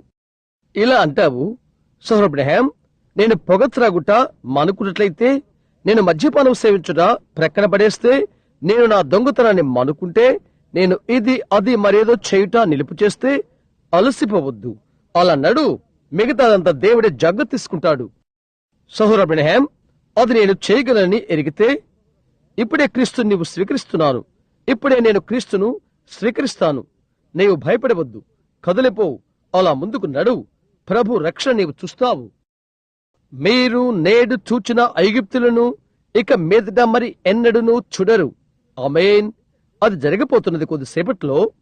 యెహోవా మీ పక్షమున యుద్ధం చేయును, మీరు ఊరికయే ఉండవలెను. అంతలో యెహోవా మోషేతో, నీవు ఎలా నాకు మొరపెడుచున్నావు? సాగిపోవుడి అని ఇశ్రాయేలుతో చెప్పుము. నేనది ఇష్టపడుతున్నాను. సరే, 10 సంవత్సరాల క్రితము నేను సంఘములో చేరాను సహోదరు బ్రహ్మాం. నేను మంచి నమ్మకమైన సంఘ సభ్యుడును అని చెప్పడానికి ప్రయత్నించుకు. అది మంచిదే, నేను దాన్ని శ్లాఘిస్తున్నాను. అయితే ఈ రాత్రి ముందుకు సాగుదాం. దేవుడు కదలచున్నాడు. ఈ దినాన ప్రజలు ఇక్కడ వెనుకకు వెళ్లిపోయి, సరే, 150 సంవత్సరాల క్రితము విజ్ఞాన శాస్త్రమున్నది. ఫ్రాన్స్ లో విజ్ఞాన శాస్త్రం చెప్తుంది, ఒక మనుష్యుడు 1 గంటకు 30 మైళ్ళ భీకర వేగంతో వెళ్లిపోయింటే అతడు భూమి మీద నుండి భూమి ఆకర్షణ శక్తిని తప్పుకుంటాడు. అతడు అయిపోతాడు. గంటకు 30 మైళ్ళు. ఇప్పుడు అతడి గంటకు సుమారు 1600 మైళ్ళు వెళుచున్నాడు. విజ్ఞాన శాస్త్రము ఆ వ్యక్తి యొక్క వివరణ ఇచ్చుట నీవెన్నడూ వినలేదు. అతని దినాన అతడు బాగానే ఉన్నాడు. అయితే వారు మరి ఒక దినాన జీవిస్తున్నారు. అవునది నిజం. అయితే బోధకులమైన మనము, దైవిక స్వస్థత లేదా? భక్తులైన మోడీ, ఫిన్నే, నాక్స్, కాల్విన్ మొదలగు వారందరూ దాని గురించి ఏమని చెప్పారో ఇప్పుడు నన్ను చూడని. వారి యొక్క దినాలలో వారు పర్వాలేదు. అయితే మనము సాగిపోతున్నాము, ముందుకు వెళ్ళుచున్నాము. మనకు ఒకటి కావలసి ఉన్నది. అక్కడ విత్తువాని ఉపమానంలో యేసు చెప్పాడు, విత్తువాడు వెళ్లి విత్తనాలు విత్తాడు. శత్రువు లోపలికి వచ్చి గోధుమల్లో నాచులు విత్తినది. ఆయన అన్నాడు, రెంటినీ కలిసి ఎదగనీయుడి. దుష్టులు ఏ విధముగా ఎదుగుతున్నారా అని నీవు ఎల్లప్పుడూ గుర్తు చేస్తుంటావు. అదే సమయంలో సంఘం ఎంత బలంగా ఎదుగుతూ ఉందా అని నీవు చూడలేకపోతున్నావు. ఆమె పెరిగి పొలములో నిలబడి ఉన్నది. అది ఆమె చిన్న మంద. సహోదరుడా, దేవుడు ఆమెతో ఉన్నాడు. క్రీస్తు మృతుల నుండి లేచుట ఎంత నిశ్చయమో అలాగూ ఆమె జయసూచికము చేయనే ఉన్నది. ఆమేన్. దేవుని సంఘం ఎన్నడూ ఓడిపోదు. పాతాళలోక ద్వారములు దాని ఎదురు నిలవలేరవు. దానికి వ్యతిరేక్తంగా వారు ఉంటారు. అయితే వారు దానిని జయించలేరు. యేసుక్రీస్తు రక్తము ద్వారా సంఘము జయఛాము చేయనే ఉన్నది. విజయ గీతము యుద్ధకు ఇదొకటి శక్యమైనదని నేను నమ్ముతున్నాను. మూఢత, మచ్చ లేక కలంకం లేని సంఘము దేవునికి ఉన్నది. ఆమేన్. దాన్ని గురించి నేను ఎంతగానో సంతోషంగా ఉన్నాను. నేను ఆ సంఘములో ఉంటే, ఆమేన్. సహోదరు అబ్రహాం, అందులోనికి నీవు ఎలా చేరావు? అక్షరము ద్వారా కాదు. అందులోకి నీకు ఎలా చేరుతావు? జన్మ ద్వారా, అందులో జన్మించడం ద్వారా. నేను బ్రహ్మాం కుటుంబంలో ఉన్నాను. అది 45 సంవత్సరాలు. రాబోతున్న ఏప్రిల్ 6వ దినానికి వారి కుటుంబంతో చేరమని వారు ఎన్నడూ నన్ను అడగలేదు. కనుక బ్రహ్మాంగానే జన్మించాను. నేను ఎప్పుడు బ్రహ్మాంగానే ఉంటాను. యేసుక్రీస్తులో నేను క్రైస్తవునిగా జన్మించాను. నేను క్రైస్తవునవుతాను. ఎందుకనగా ఏర్పాటు బట్టి దేవుడు అలాగూ నిర్మించాడు. ఆయన సొంత ప్రియ కుమారుని ద్వారా ఆయన మనలను పిలిచాడు. మనం ఆయన్ను అంగీకరించాము. నిత్య జీవమును కలిగి ఉన్నాము. ఒక్క కరస్పర్శ ద్వారా, ఒక్క సభ్యత్వము ద్వారా, ఒక్క ఉత్తరము ద్వారా, ఒక్క ఆత్మ వలన మనమందరము యేసుక్రీస్తులోకి ఒక్క శరీరంలోకి యేసుక్రీస్తు యొక్క ఒక్క శరీరంలోనికి బాప్తిసం పొందితిమి. తద్వారా దేవుని రాజ్యం యొక్క సాటి పౌరులమైతిమి. నేను బయటికి ప్రార్థనకి వెళ్లిపోయి ప్రార్థిస్తూ నేను ఈ దినాన ఆలోచన చేస్తున్నాను. మనము ఈ దినమున జవాబు చెప్పవలసి ఉన్నది. ఎలాగాయని నా ముందున్న తరానికి నేను జవాబు చెప్పనవసరం లేదు, లేదా నా తర్వాత తరానికి నేను జవాబు చెప్పనవసరం లేదు. అయితే న్యాయ తీర్పులో ఈ తరం వారితో నేను నిలబడతాను. నేను అన్నాను, అటు చూడు, బీరు త్రాగు గుర్తుపైన స్త్రీ బొమ్మ, మరొకటి ఆమె శ్వాస లేనిది అని చెప్పబడినది. అవును, అది ప్రాణం లేనిది కూడా అని నేను చెప్పాను. మంచిది, అక్కడే నీవు ఉన్నావు. ఎంతటి అవమానము అని నేనన్నాను అనుకున్నాను. బాధంతటితో కూడా నా భార్యతో నేను చెప్పాను, ఏ మేలు చేయనట్లుగా కొన్నిసార్లు అగపిస్తుంది. ఎలాగైతేనేమి దాన్ని గురించి ప్రజలు ఏమి చేసినా నేను హెచ్చరిక స్వరముగా ఉండవలసి ఉన్నది. ఎలాగైనా నేను సువార్తను ప్రకటించవలసి ఉన్నది. యేసుక్రీస్తు పునరుద్ధారణ గురించి, ఆయన శక్తిని గురించి సాక్ష్యమిచ్చుట. దాన్ని వారు మర్చిపోదురు కాక వారి వీపు చూపుతారు. అందుకొరకే దేవుడు వారిని తీర్పు తీరుస్తాడు. నేను కేవలము బోధ చేయుటకే బాధ్యుడను. సువార్తను ప్రకటించే ఇతరులైన సేవకులకు కూడా మీరు అంతే. నేను దాన్ని తప్పక ప్రేమిస్తాను. గమనించు, ఇప్పుడు మనం ముందుకు వెళ్ళు. నీవు దేవుని మహిమను చూస్తావు. అయితే ఆలకించు. ఇప్పుడు 16వ వచనము మనం ఇది చదువుదాము. నీవు నీ కర్రను ఎత్తి, కర్ర అది తీర్పు కర్ర, అది మోషేక కర్ర కాదు, అది దేవుని కర్ర.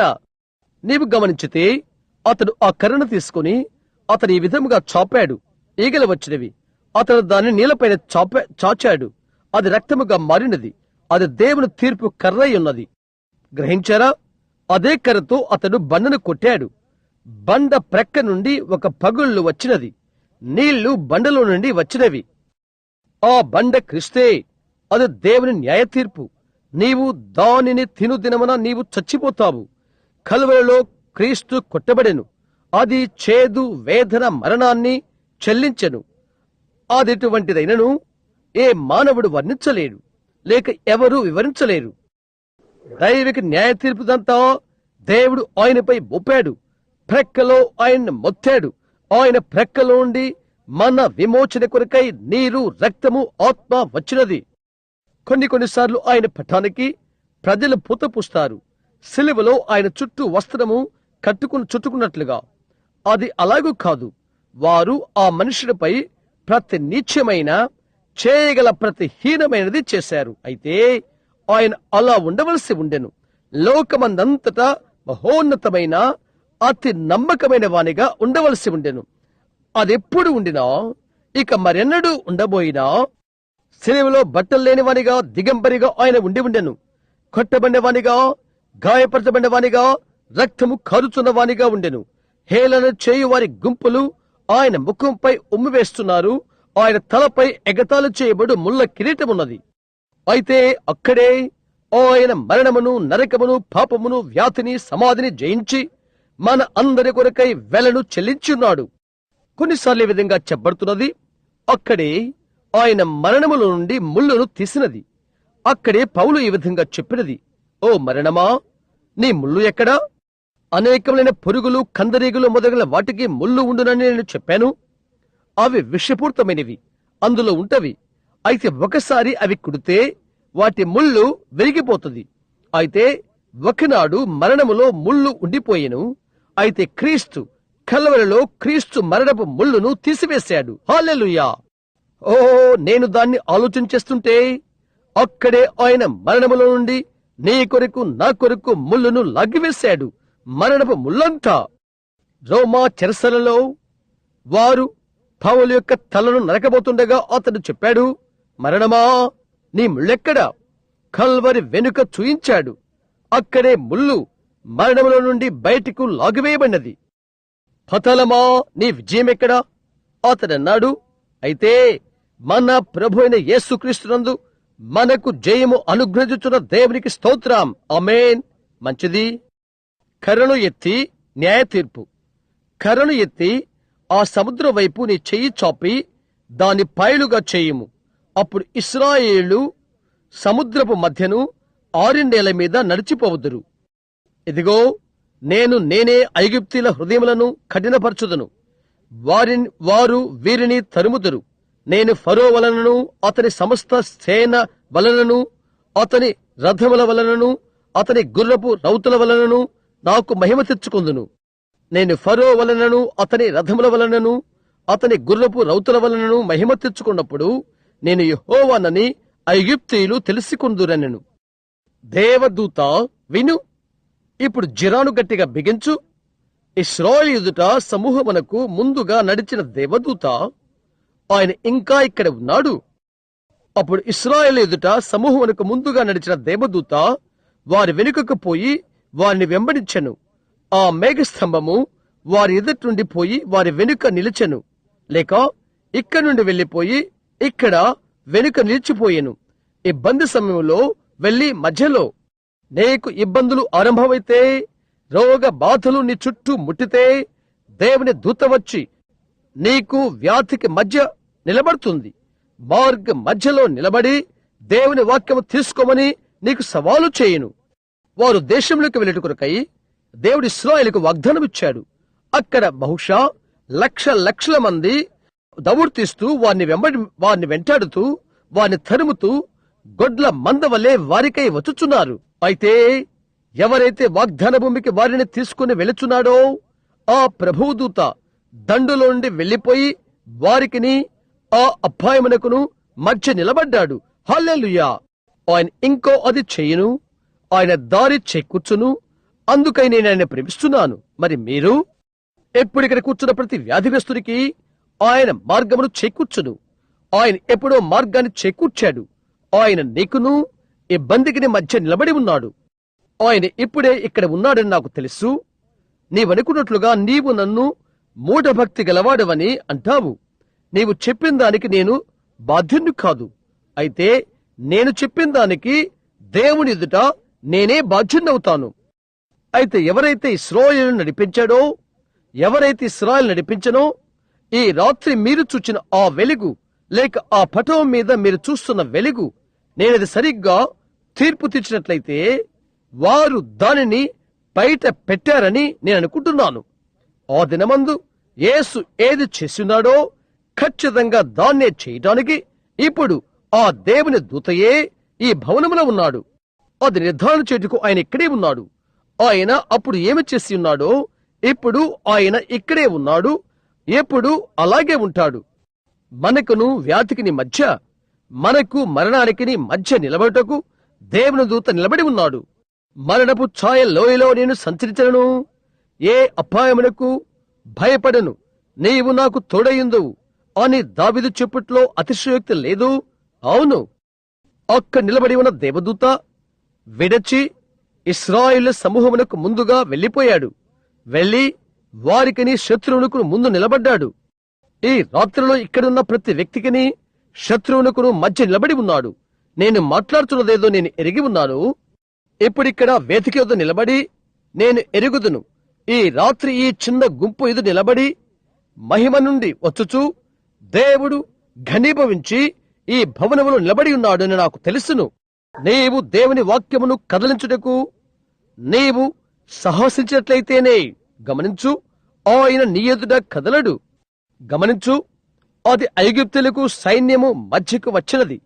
ఆయన నీకును వ్యాధికిని మధ్యకు వచ్చుచున్నాడు. ఆయన ఇప్పుడే నీకును నీ పాపమునకును మధ్య వచ్చి నిలబడుచున్నాడు. ఎందుకని? మనము సంఘం యొక్క నిర్గమములో ఉన్నాము. ఐగుప్తు ఎల్లప్పుడూ కూడా లోకముగా పిలువబడుతున్నది. జ్ఞాపకముంచుకో, వారు అక్కడ సంఘ సభ్యులు అయితే రక్తము ప్రాయశ్చిత్తార్థ బలి వచ్చిన తర్వాత దేవుని యొక్క సున్నతికి వారు వచ్చారు. ఈ రోజు ఆ సున్నతి పరిశుద్ధాత్మిక బాప్తిస్మము. మీరందరూ, స్టెఫను చెప్పుచున్నాడు, మీరందరూ మీ హృదయములను చెవులను సున్నతి పొందని వరలరా? ఎందుకు మీరు ఎల్లప్పుడూ పరిశుద్ధాత్మను ఎదిరించుచున్నారు? మీ పితరులు చేసినట్లు మీరు చేయుచున్నారు. పరిశుద్ధాత్మ హృదయాన్ని సున్నతి చేయును, లోక విషయాలను నరికి వేయును. అది పాతకాలపు పరిశుద్ధతను కలిగిన సంఘము జీవించట్లుగా చేయును. దానివల్లే ఉండును, దానివల్లే నడుచును. అయితే ఈ రోజు లోకం వల్లే అది ఉన్నది. అది అవమానం. అడ్డు గడియలను మనము దించుదాం. ఆ పాతకాలపు సహోదరుడు స్పర్జన్ తరచుగా చెప్పేవాడు, నా యొక్క పాత స్నేహితుడైన మెథడిస్ట్ బోధకుడు ఒక పాటను పాడుతూ ఉంటాడు. మనం అడ్డుగడియలు దించుదాం. మనం పాపముతో రాజీ పడ్డాము. మనం అడ్డుగడియలు దించుదాం. గొర్రెలు వచ్చేసినవి ఏ విధముగా మేకలు లోపలికి వచ్చును? ఎందుకనగా నీవు గడియలు దించినావు. అవునది నిజం. క్రైస్తవ జీవిత ధ్వజమును నీవు దించావు. ఎందుకంటే సెమినరీలు కొందరి బోధకులను పొదిగి సత్యముతో రాజీ పట్టారు కనుకై వారిని పంపినది. అయితే పరిశుద్ధాత్మ అక్కడే ఉన్నాడు పాపమును గద్దించుటకు. ఈ రాత్రుల విశ్వాసికి లోక కార్యకలాపాల మధ్య నిలబడి ఉన్నాడు. ఆమేన్. అది ఐగుప్తీల సేనకు ఇశ్రాయేలు సేనకు నడుమ ప్రవేశించెను. అది మేఘము కనుక వారికి చీకటి కలిగను గాని రాత్రి అది వెలుగిచ్చెను కనుక ఆ రాత్రంతయు సమీపించలేదు. చూడు, ఈ విశ్వాసుల గుంపుకు అదే సంగతి జరుగుట. వెలుగు వారిని మొత్తుచున్నది. అదురు దెబ్బ నిద్రించు మీ చొక్కాయలను ధరించుడి. ఇక్కడే అది వస్తున్నది. చూడు, వెలుగును తిరస్కరించిన ప్రతి ఒక్కరూ గుడ్డివారైపోయి చీకటిలో నడిచుడి. ఎందుకనగా నీవు వెలుగును అంగీకరించలేదు కనుక. ఆమేన్. సువార్త నడించడానికి దేవుడు మనుషులు పంపెను. అది సత్యమే అని రుజువవుటకు ప్రజల మధ్యకు ఆయన అద్భుతాలు సూచిక్రియలు పంపును. మనుష్యులు అది తృణీకరిస్తారు. ఇక నీకు చీకటి తప్ప వేరొకటి మిగలదు. వెలుగు ప్రకాశించుండగానే వెలుగులో నడువు సహోదరుడా. వెలుగు నీకు తెచ్చుటికే ఆయన వచ్చి ఉన్నాడు. ఎవరైతే వెలుగు తృణీకరించారో వారు చీకటి పొందుకున్నారు. అయితే ఈ రాత్రి స్త్రీ పురుషులు ఎవరైతే వెలుగును తృణీకరిస్తారో చీకట్లో నడుస్తారో వారు ఎక్కడికి వెళ్ళినది ఎరుగురు వారు. అతను మంచిగా తొలిపోతాడు, ప్రజల్లో పలుకుబడి పొందుకుంటాడు. అయితే దేవుని యొక్క సన్నిధిలో ఎలాగున్నాడో అది ఆశ్చర్యమే. అది గమనించు. ఎటువంటి అద్భుతకరమైనది ఇక్కడ. ఆయన ఒకరికి వెలుగు, మరొకరికి చీకటై ఉంటున్నాడు. ఇశ్రాయేలీయులు మోషే ఉద్ధరించిన తర్వాత, మోషే ప్రార్థించిన తర్వాత వారు సమాధానం పొందగలిగారు. ఇప్పుడు గమనించు. మోషే సముద్రం వైపు తన చెయ్యి చపగా యెహోవా ఆ రాత్రి అంతయు బలమైన తూర్పు గాలి చేత సముద్రమును తొలగించి దానిని ఆరిన నేలగా చేసెను. నీళ్లు విభజింపబడగా ఇశ్రాయేలీయులు సముద్రం మధ్యను ఆరిన నేల మీద నడిచిపోయింది. నీవు గమనించితే ఇశ్రాయేలీయులు ఎవరైతే చీకటిలో నుండి బయటికి వచ్చి వెలుగును అంగీకరించారో వారు సమస్యలో పడిపోయినప్పుడు వెలుగు తిరిగి వెనుకకు వచ్చినది. రాత్రంతా వారు నిద్రపోయారు. వారు నిద్రిస్తున్నప్పుడు దేవుడు గాలిని పంపి సముద్రం ప్రక్కగా ఊది తప్పించుకున్న మార్గాన్ని తెరచెను. గొర్రె పిల్లకు హల్లెలూయా. ఈ రాత్రి పరిశుద్ధాత్మతో నింపబడినందుకు నేను ఎంతగానో ఆనందంగా ఉన్నాను. మనము నిద్రపోతున్నప్పుడు, దేవుని వాగ్దానంపై ఆనుకుని ఆనందిస్తున్నప్పుడు, తప్పించుకున్న మార్గాన్ని వారికి దయచేస్తానని దేవుడు వారికి వాగ్దానం చేస్తున్నాడు. వారు ఆ వాగ్దానంపై ఆనుకున్నప్పుడు దేవుడు వారి ఎదుటనే ఉన్నాడు, మార్గాన్ని తెరుస్తూ. ఆ విషయాలపై అనగా పరిశుద్ధాత్మ ఈ రాత్రి యేసుక్రీస్తును అంగీకరించు ప్రతి స్త్రీ పురుషుడు, నీవు నిద్రిస్తుండగా నీవు ఆయన వాగ్దానంపై విశ్రాంతి పొందుతున్నావు.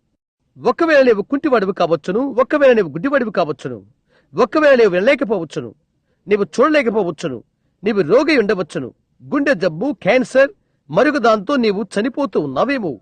ఈ రాత్రి వెలుగును అంగీకరించు, దానిపై విశ్రాంతి పొందుకో. ఆ గాలి పెంతెకోస్తు దినాన వచ్చిన బలమైన గాలి అక్కడికి దిగివచ్చి నీకై దారిని చేకూర్చును. హల్లెలూయా. వ్యాధులు లోయలో నీవు వెళ్తున్నప్పుడు తిరిగి ఆరోగ్యకరమైన దేశంలోకి వస్తావు. నీవు నులివెచ్చని, చల్లని, వ్యత్యాసకరమైన మత సంఖ్యల గుండా వెళ్తావు. పరిశుద్ధాత్మతో నింపబడి సంతసించి ఆనందించి ఆనందముతో నిండిన హృదయముతో వెళ్తావు. దేవుడు ఆయన బలమును చూయించును. అది చూయించుచు నేను, క్షమించండి, నేను బిగ్గరగా అరుస్తున్నాను. శక్తి వలన చూయించబడుచున్న విమోచన. ఒక విషయంలో ఆయన అక్కడ వెనికాల రక్తము చూయించెను. ఎక్కడ ఆయన రక్తమును బట్టి విమోచన వలన ఆయన శక్తిని ఆయన చూపియున్నాడు. రక్తము ద్వారా మరణమును తప్పించుకొను ఆయన శక్తిని చూపియున్నాడు. శక్తి యొక్క విమోచన వలన తప్పించుకున్న మార్గమునకై ఆయన శక్తిని ఆయన చూపియున్నాడు. ఈ దినాన అంగీకరించిన నీవు, ఆమేన్, ఈ దినాన అంగీకరించిన నీవు పాపము నుండి నిన్ను శుద్ధి చేటుకై యేసుక్రీస్తు రక్తమును అంగీకరించిన నీవు పరిశుద్ధాత్మ బాప్తిసం కొరకు నడిపించడానికై పరిశుద్ధాత్మ శక్తి ఇక్కడే ఉన్నది. వ్యాధి నుండి నిన్ను ఆరోగ్యమునకు రూపాంతరము చేటు కొరకై దేవుని శక్తి ఇక్కడే ఉన్నది. ఆయన సంఘం యొక్క నిర్గమమందు దేవుడు కదలుచున్నాడు. కొద్దిసేపిన తర్వాత ఎక్కడైతే దేవుడు ఆయన విత్తనమును సమకూర్చుతాడో అట్టి వికసించిన స్థానానికి ఆమె వచ్చి ఉన్నది. ఎంతటి అద్భుతము! చీకట్లో నుండి వచ్చి అద్భుతకరమైన వెలుగునికి వచ్చుట, ఎంతగా అది మనము ప్రేమిస్తున్నాము. నా ప్రాణానికి ఎంతటి భావన అది. ఈ రాత్రి స్నేహితులారా, నేను బయట ఉన్నప్పుడు నేను ఈ దినాన కలుసుకున్న ఒక పురుషునితో మాట్లాడుతున్నాను. అతడన్నాడు, నేను ప్రజలకు చెప్పడానికి ప్రయత్నం చేస్తూ ఉన్నాను. ఇంకో అన్నాడు, బిల్లీ, నీవు చిన్న బిడ్డవైనప్పటి నుండి నేను ఎంతో మారాను. నీవు నా ఎద్దుకు వచ్చి చెప్తుండేవాడవు, నా వ్యాపారస్తులలో నేను దేవునితో సరిచేసుకోవాలని, నేను దేవునితో క్రమంగా ఉండాలని. ఇంకా చెప్పాడు, ఓ విధంగా నిన్ను బట్టి నవ్వేవాడను. కానీ ఇంకా అన్నాడు, బిల్లీ, ఇప్పుడు విషయాలు మారిపోయినవి. ఇంకా చెప్పాడు, నీవు మాట్లాడినవి నేను ఎరుగగలిగాను. దేవునికి స్తోత్రం అని అనుకున్నాను. అతడు చెప్పాడు, నే దాని గురించి ఇతరులకు చెప్పుటకు ప్రయత్నం చేశాను. ఇంకా అన్నాడు, వారు అంశాన్ని మార్చి ఒక తమాషా పత్రికను గురించి లేక మరో దాని గురించి వారు మాట్లాడక ప్రయత్నం చేశారు. ఓ, అది నేను కాదు, ఆ ప్రక్కనున్న తర్వాత వ్యక్తి. అతడు చనిపోవచ్చు. అతడు తర్వాత వాడు. తర్వాత సంఖ్య ఎవరిదో ఎరగకుడనే తర్వాత సంఖ్య అతనిది కావచ్చునేమో. స్నేహితుడా, ఈ రాత్రి అది నీది కావచ్చును. దేవుడు నిన్ను పిలుచు సమయము ఇదే కావచ్చును. దేవుడు గొప్ప పరిశుద్ధాత్మ ఈ రాత్రి ఇక్కడ మరణానికి జీవానికి మధ్య నిలబడి ఉన్నాడు. వ్యాధికి ఆరోగ్యానికి మధ్య ఇక్కడ ఈ రాత్రి నిలబడి ఉన్నాడు. నేను మాట్లాడుతున్నదేదో ఎరిగి ఉన్నాను. అవునది నిజం. ఇప్పుడే నీవు అనుభూతి కలిగి ఉన్నది అదే పరిశుద్ధాత్మ. ఆ ఆత్మ గదిలో ఉండుట. తిరిగి జన్మించిన ప్రతి వ్యక్తి అనుభూతిని బద్ధుడై ఉన్నాడు. అది నీవు సహాయము చేయలేవు. నీలో జీవం ఉన్నట్లయితే అది అక్కడే ఉన్నదని నీవు ఎరుగుతావు. మంచిది. ఆ గొప్ప అయస్కాంతము పరికరాల మధ్యకు దగ్గరగా వచ్చుచున్నప్పుడు అది కదలతో ఒగుతున్నది. ఎందుచేత అది తాకుటకు సమీపమైనది. ఒకప్పుడు ఇక్కడ ఇండియానాలోని హేమండ్లో ఒక పెద్ద అయస్కాంతం వచ్చేట్లుగా ఉన్నది. నేలపైనున్న మొక్కలన్నింటినీ నేను గమనిస్తూ ఉన్నాను. ఒక పెద్ద ఏతామును వారు లాగారు. క్రింద పెద్ద అయస్కాంతం వచ్చింది. నేల మధ్యనున్న చిత్రిక పుట్టునంతా వారు పట్టుకున్నారు. అది లోపలికి వెళ్తున్నప్పుడు అయస్కాంతానికి ఆకర్షించగల ఆ చిత్రిక పుట్టంతా ఇనుము పైకి లేచిపోయి అయస్కాంతం వద్దకు వెళ్లిపోయినవి. వారు దాన్ని గుమ్మడం పైన వదిలారు. తిరిగి మరగబెట్టారు. ఎంతో అల్యూమినియము చిత్రికలు మిగిలిపోయినవి. నేనడిగాను, అవెందుకు వెళ్లిపోయి అతుక్కోలేదు అని. అవి అయస్కాంతము చేత ఆకర్షించబడవు అని అన్నాడు. దేవునికి స్తోత్రం అని నేనన్నాను. నేనడిగాను, ఇక్కడ క్రింద ఉన్నవి ఈ ఇనుప మొక్కలు మరి ఎందుకని అవి వెళ్లిపోలేదు? అతడు చెప్పాడు, నీవు గమనించితే అవి గడియ పెట్టబడి ఉన్నవి. స్నేహితులారా, ఈ రాత్రిలో అనేక మంది సంగతి అలా ఉన్నది. నీవు సంఘ సభ్యుడు అయ్యావు, కాని పరిశుద్ధాత్మ బాప్తిసం వలన ఆకర్షించబడవు. తర్వాత ఒక దాని చేత నీవు సంఖ్యల్లో వేయబడతావు. కొన్ని విభేదాలు నీకు సంఖ్యల్లో వేస్తవి. అయితే ఒక దినమున తూర్పు నుండి ఒక పెద్ద అయస్కాంతం, దేవుని కుమారుడు అయస్కాంతం ఈ దేశాన్ని ఊడ్చివేస్తుంది. క్రీస్తులో మృతి చెందిన ప్రతి ఒక్కరూ అక్కడికి వెళ్ళుటకు ఆయనతో తిరిగి లేచెదరు. ఈ ముసలి శరీరంలో మార్పు చెంది ఆయన స్వంత మహిమ శరీరముగా ఆయన వలె ఉండటానికి మార్పు చెందును. మనము వ్యాధి నుండి వృద్ధాప్యము నుండి విముక్తులమై సదాకాలము అక్కడ ఉంటాము. దేవుని మహిమలో శుభప్రదమైన ఆయన సన్నిధానములో సదా ఉంటాము. ఆమేన్. అది నిన్ను భయపెట్టనీయకు. నేనిప్పుడు భక్తి పులుకుతున్నపోతున్నాను. నిజంగా అవుతున్నాను. మంచిదే. అయితే నా విమోచకుడు సజీవుడనియు తరువాత ఆయన భూమి మీద నిలుచుననియు నేను ఎరుగుదును. ఇలాగున్న చర్మం చీకిపోయిన తర్వాత శరీరముతో నేను దేవుని చూచెదను, నా మట్టుకు నేనే చూచెదను, మరి ఎవరునూ కాదు, నేనే కన్నులారా ఆయన చూచెదను. నేను వెర్రివాణ్ణి తలంచవద్దు, నేను కాదు, నేను అవుతాను, నన్ను అలాగ ఉండేయండి. ఇంకో విధము కంటే నేనెంతో ఆ విధంగా ఆనందంగా ఉన్నాను. ఓ నిజమే, లోకానికి వెర్రివాడనే. ఎందుకనగా లోకము వెర్రివని వేటిని పిలుచునో దేవుడు దీవించబడినవని పిలుచును. ఈ లోకానికి నీవు నీ మనస్సు పొగొట్టుకోవలసి ఉంటున్నది. ఎందుకనగా నీవు ఈ లోక సంబంధివి కాదు కనుక. ఆ వేరుపరచు గీత నీవు దాటినప్పుడు దేవుని రాజ్యపు సహా పౌరుడు అవుతావు. ఓ ఎంతటి ధన్యత! ఎందుకని నీవు కొత్త సృష్టివయ్యావు. ఆహా, ఇప్పుడు నీవేమై ఉన్నావో దాని నుండి మార్పు చెందావు. మీరిప్పుడు దేవుని కుమారులు. పరలోక స్థలములో మనము కూర్చునబెట్టబడి ఉన్నాము. 1000 పాలనలో మనముంటాము అని కాదు. మనం ఇప్పుడే మనము దేవుని కుమారులమై ఉన్నాము. ఇప్పుడే మనం పరలోక స్థలంలో క్రీస్తు యేసులో కూర్చునబెట్టబడి ఉన్నాము. పునరుద్ధారుడైన ప్రభుని యేసు ఇక్కడే ఉన్నాడు. ఆయన బలముతో ఆయన ఇక్కడే ఉన్నాడు. ఆయన విమోచన శక్తితో ఆయన ఇక్కడే ఉన్నాడు. నిర్గమము కొరకు ఆయన ఇక్కడే ఉన్నాడు. ఆయనతో సహవాసములోకి ప్రతి సంఘ సభ్యుని తెచ్చుడు కొరకై ఆయన ఇక్కడే ఉన్నాడు. నీవెంతటి నీచ స్థితిలో ఉన్నను ప్రతి పాపిని తెచ్చుటకు ఆయన ఇక్కడే ఉన్నాడు. నీ జీవితంలోకి ఆయన పునరుద్ధార శక్తిని తెచ్చి నిన్ను నూతన సృష్టిగా చేడు కొరకై ఆయన ఇక్కడే ఉన్నాడు.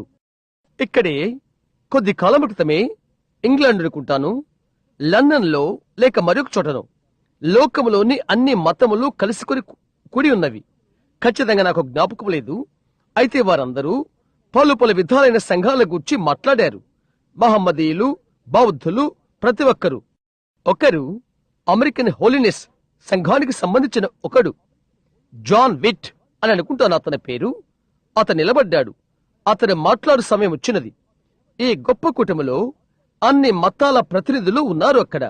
అతడు లేడీ మెకాబీ, ఆమె హీనంగా ఉన్నది, ఆ కథ మాట్లాడాడు. ఆమె నోటిలో పొగాకు చుట్ట పెట్టుకుని స్టేజ్ కోచ్లో వీధుల్లో వెళ్తూ చట్టాన్ని అతిక్రమించి ఉన్నది. ఓక్లహోమాలో ఆమె నిర్బంధించబడినది. అతడు చెప్పాడు, ఆమె ఎన్నెన్నో హత్యలు చేసినది. ఎంతో మురికిగాను ఎంతో కరుకుగాను మొరటిగాను ఉండినది. చివరికి వారు వెళ్లిపోయి తారు పోసి కప్పునది. వారిపై వారు కలుషితమైపోతారని ఆమె పైన చేతులు పెట్టలేకపోయారు. అంత నాటకీయ పద్ధతిన కథను అతడు చెప్పాడు. ఎంతవరకనగా కూర్చున్న వరుసలో ముందుకు వాలి సభకులు వినే అంతగా అతడు చెప్పాడు, ఈ లోక మతాలలో గొప్పవాళ్ళైన వారులారా లేక ఎలారా, లేడీ మెకబీ చేతులను కడిగివేయినది మీ యొక్క మతాలలో ఏదైనా ఉన్నదా అని అడిగాడు. ఎవ్వరూ ఒక్క మాట కూడా పలకలేదు. అతడి గాల్లోకి ఎదురు దుక్కి తన పాదములను కలిపి విదిలించి తన చేతులు చరిచాడు. అతడన్నాడు, యేసుక్రీస్తు రక్తము ఆమె చేతులు మాత్రమే కడగదు, అయితే అది ఆమె హృదయమును కడుగుతుంది. ఆమేన్. అవునది నిజం. యేసుక్రీస్తు రక్తము కెంటకీలోని లూయిస్వెల్లో నీచమైన ఒక వేశ్యను తీసుకుని ఆమెలో నుండి ఒక గౌరవ స్త్రీని భక్తురాలను చేయగలదు. అది అక్కడ దూరాన స్థలముల నుండి ఒక నాటు సారాయి కాయువాన్ని తీసుకుని అతనిలో నుండి గౌరవప్రదమైన పెద్ద మనిషిని, దేవుని యొక్క భక్తుని చేయగలదు. నా స్నేహితులారా, రాజ్యం యొక్క పౌరులారా, కెంటుకీ, ఇండియానా చుట్టూనున్న నా సహచరులైన మీరు, ఈ రాత్రి మీరు ఆలోచించరా? మీ ఆఖరి తరుణము చేయకముందు ఈ ప్రభుని యేసుని గురించి ఆలోచించుటకు మీకు సమయం ఇది. ఈ గొప్ప నిర్గమములో సంఘము వెలుచున్నది మీరు చూస్తున్నారా? మన ముందుండి అగ్నిస్తంభము నడిపించుచున్నది. అద్భుతాలు సూచక్రియలు జరిగించుచు నిలబడి ఉన్నది. చూస్తున్నారా? ఈ రాత్రి ఆయన ఇక్కడే ఉన్నాడు. ఆయన విమోచన సమస్త శక్తి ద్వారా ప్రతి పాపిని సంపూర్ణంగా చేయటానికి, పడిపోయిన ప్రతి వాణిని వెనుక్కు తిప్పటానికి ఆయన ఇక్కడే ఉన్నాడు. ప్రతి వ్యాధిగ్రస్తుని స్వస్థపరచడానికి ఆయన ఇక్కడే ఉన్నాడు. ఆయనే సంపూర్ణ సువార్త. మేము సంపూర్ణ సువార్తను ప్రకటిస్తాము. గొర్రెపిల్లనంతా తింటాము. పరిశుద్ధాత్మతో దాన్ని కలుస్తాము. అది మంచి వంటకమని ఎరుగుతాము. పరిశుద్ధాత్మ దాన్ని మాకు దైవికమైనగా చేసి అది నిజంగా శ్రేష్టమైనదిగా చేసి ఉన్నది. యెహోవా ఉత్తమమైన రుచి చూచి తెలుసుకునుడి, అది బండలోని తేనె రుచి వలె ఉన్నది. మన ప్రభుని యేసు ఇక్కడే ఉన్నాడు. ఆయన ప్రేమలో, శక్తిలో, ఆయన ఘనమైన విమోచన ఆశీర్వాదాలలో ఈ రాత్రులు ఆయన ఏ విధముగా సంఘానికి పాపానికి మధ్య నిలబడి ఉన్నాడు, ఆయన ఏ విధముగా నీకు న్యాయ తీర్పుకు మధ్య నిలబడి ఉన్నాడు, కారుచున్న రక్తముతో ఉన్నాడు. ప్రార్థనతో కొంచెము కాలము క్రితమే ఇక్కడే ఓహియాలో ఒక స్థలంలోనికి నడిచి వెళ్ళాను. న్యాయ తీర్పును గురించి నా అభిప్రాయము అక్కడ తెలియచేయబోతున్నాను. డంకర్డ్ భోజనశాలలో నేను భోంచేస్తున్నాను. మాకు పెద్ద కుటాలు జరుగుతున్నవి. ఒక చిన్న బాడుగింట్లో పట్టణానికి దూరంగా నేను ఉండి ఉన్నాను. నేను డంకర్డ్ భోజనశాలలో భోంచేస్తున్నాను. వారు మంచి ప్రజలు. ఆదివారం దాన్ని మూసివేసి ఆలయానికి వెడతారు. నా భోజనం భోంచేయుటకై ఒక సాధారణమైన అమెరికా స్థలంనకు నేను వెళ్లవలసి ఉండెను. నాకు ఆశ్చర్యాన్ని కలిగించింది ఒకటి. నేను తలుపు లోపలకు వెళ్ళినప్పటికీ అక్కడికి రాష్ట్ర పోలీసు ఒక అమ్మాయిని నడుము చుట్టూ చేయి పెట్టి స్లాట్ మెషిన్ వాయిస్తున్నాడు. జూదం అన్నది ఓహియాలో చట్ట వ్యతిరేకము. అక్కడ చట్టము మనుషుడే, చట్టం యొక్క మనుషుడే చట్టాన్ని పగలగొడుతున్నాడు. బహుశా అతడు నా వయస్కువాడు, బహుశా వివాహితుడు. ఒకచోట కుటుంబం ఉండును. అక్కడ నిలబడిన ఓ యవ్వన స్త్రీతో చేతుల చుట్టూరా ఉంచాడు. భోజనశాల వెనుకకు చూశాను. త్రాగి కొందరు యవ్వనులు కూర్చుని ఉన్నారు. ఒక యవ్వన స్త్రీ అమర్యాదగా ప్రవర్తిస్తుంది. నేను చూశాను. ఇక్కడ నా కుడివైపు చిన్న గదిలో నేను కూర్చుంటానికి సంసిద్ధపడ్డాను. అక్కడ ఒక పెద్ద స్త్రీ కూర్చుని ఉన్నది. సుమారు 58-60 సంవత్సరాలుంటవి. నా తల్లి అంతా పెద్ద వయస్కురాలు అక్కడ కూర్చుని ఉన్నది. చర్మమంతా ముడతలు బడి ఉన్నవి. చిన్న పొట్టి బట్టలు ధరించి ఉన్నది. అది భయంకరం. ఆమె కాలి గోళ్లకు ఊదా రంగు వేసుకుని ఉన్నది. ఆమె పెదాలకు రంగు వేసుకున్నది. నీ వెన్నెడు చున్నంతగా భయంకరంగా కనిపిస్తున్నది. ఆమె తల వెంట్రుకలు ఎంతో పొట్టిగా కత్తిరించుకుని ఉన్నది. అవి ఆ విధంగా వద్దులుగా వెంట్రుకలు పెట్టుకున్నది. ఆమె మద్యపానం సేవిస్తుంది. అక్కడ ఆమెతో 2 పురుషులు కూర్చుని ఉన్నారు. త్రాగి భయంకరంగా ఉన్నారు. వారిలో ఒకరు బల్లపైన గిన్నెలకు అడ్డంగా పండుకున్నాడు. వారికి వారే క్షమాపణ చెప్పుకుని విశ్రాంతి గదిలోకి వెళ్లిపోయారు. నేను అక్కడి నిలబడ్డాను. దేవా, అది నీవేలా సహించగలుగుతున్నావు? అటువంటి నేను ఏ విధంగా చూడగలను అని అనుకున్నాను. చిట్ట చివరికి నా హృదయంలో నాకై నేను చెడ్డగా అయినట్టయ్యాను. నా చిన్న షారా, రెబకాలను అటువంటి తరం వారితో పెంచవలెనా? రాబోతున్న అట్టిది చూచుటకు ప్రభువా, భూమిపై నుండి నీవు దాన్ని ఎందుకు తుడిచిపెట్టావు? ప్రభువా, ఇప్పుడే నీవు దాన్నెందుకు చేయవు అని అనుకున్నాను. నేను అక్కడే కూర్చొని ఏడవటం మొదలుపెట్టాను. నేను ఒక దర్శనాన్ని చూశాను. గాలిలో సుడిదిరుగుతున్నట్లుగా ప్రపంచం ఉండుట నేను చూశాను. ఆ భూమి చుట్టూ ఇంద్రధనస్సు ఉండి ఉన్నది. నాతో మాట్లాడుతున్న ఒకరు చెప్పాడు, ఈ ప్రపంచము చుట్టూరునున్న యేసుక్రీస్తు రక్తము అది. దానిని నాశనము చేయకుండా అది అడ్డుకుంటుంది. దేవుడు పాపమును చుచితే నీవు దాని తినుదినమున ఆ దినముననే నీవు చనిపోదువు. ఆ రక్తము కింద ఉన్న ప్రతి ఒక్కరూ నీ నిర్ణయం చేటుకు నీవొక స్వతంత్ర జీవువై ఉంటున్నావు. అయితే నీవు చనిపోతే నీ ఆత్మ ఆ రక్తం యొక్క కనికరమునకు పైగా పయనించును. నీవు అక్కడకు చేరుకముందే నీవు తీర్పు తీర్చబడ్డావు. ఇక నీకేమీ ఉండదు. ఆ తర్వాత నాకు నేనే చూసుకున్నాను. నా ప్రభుని యేసు తలపైన ముళ్ళకిరీటం పెట్టుకుని అక్కడ నిలబడి ఉండటం నేను చూశాను. కన్నీళ్లు కారిపోతూ రక్తంతో కలిసిపోయి ఆయన గడ్డాన్ని అది కడుగుతున్నట్లుగా ఉన్నది. నా పాపములు ఆయనకెదురుగా వచ్చుట నేను చూశాను. ప్రతిసారి ఆయన ఎదురుగా అవి వచ్చినప్పుడు ఆయన్ను వణికింపచేసినంతట్లుగా ఉన్నవి. ఆయన నొసట ముళ్ళు లోతుగా అతుక్కున్నవి. ఆయన వెనుకకు తులుతున్నాడు.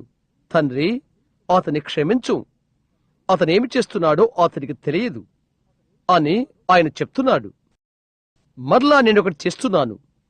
ఆ తర్వాత కారును కాపాడుతున్న అఘాతరణం వలె ఆయన రక్తమున్నది. దేవుని కోపము నుండి అపాత్రుడైన నన్ను భద్రపరుస్తుంది. నెమ్మదిగా ఆయన ఎదుకు వచ్చాను. ఆయన ఎదుట మోకరించాను. అక్కడ క్రిందనే చూశాను. నా ఎదురుగా పాపం యొక్క పాత పుస్తకము అక్కడ పెట్టబడి ఉన్నది. పైన నా పేరు వ్రాశారు. నేను అడిగాను, ప్రభువా, నన్ను క్షమిస్తావా? తప్పకుండా అని ఆయన అన్నాడు. ప్రేమగల నేత్రాలు ఆయన ప్రక్కకు చేరి కొంత రక్తం బయటికి తీసి క్షమించబడినవి అని వ్రాశాడు. తిరిగి దానిని మర్చిపోవుట అను సముద్రంలో పడవేశాడు. ఆయన అన్నాడు, ఇప్పుడు ప్రభువా, నీకు కృతజ్ఞతలు. ఆయన చెప్పాడు, ఇప్పుడు నేను నిన్ను క్షమించాను. నీవు ఆమెను గద్దిస్తున్నావు.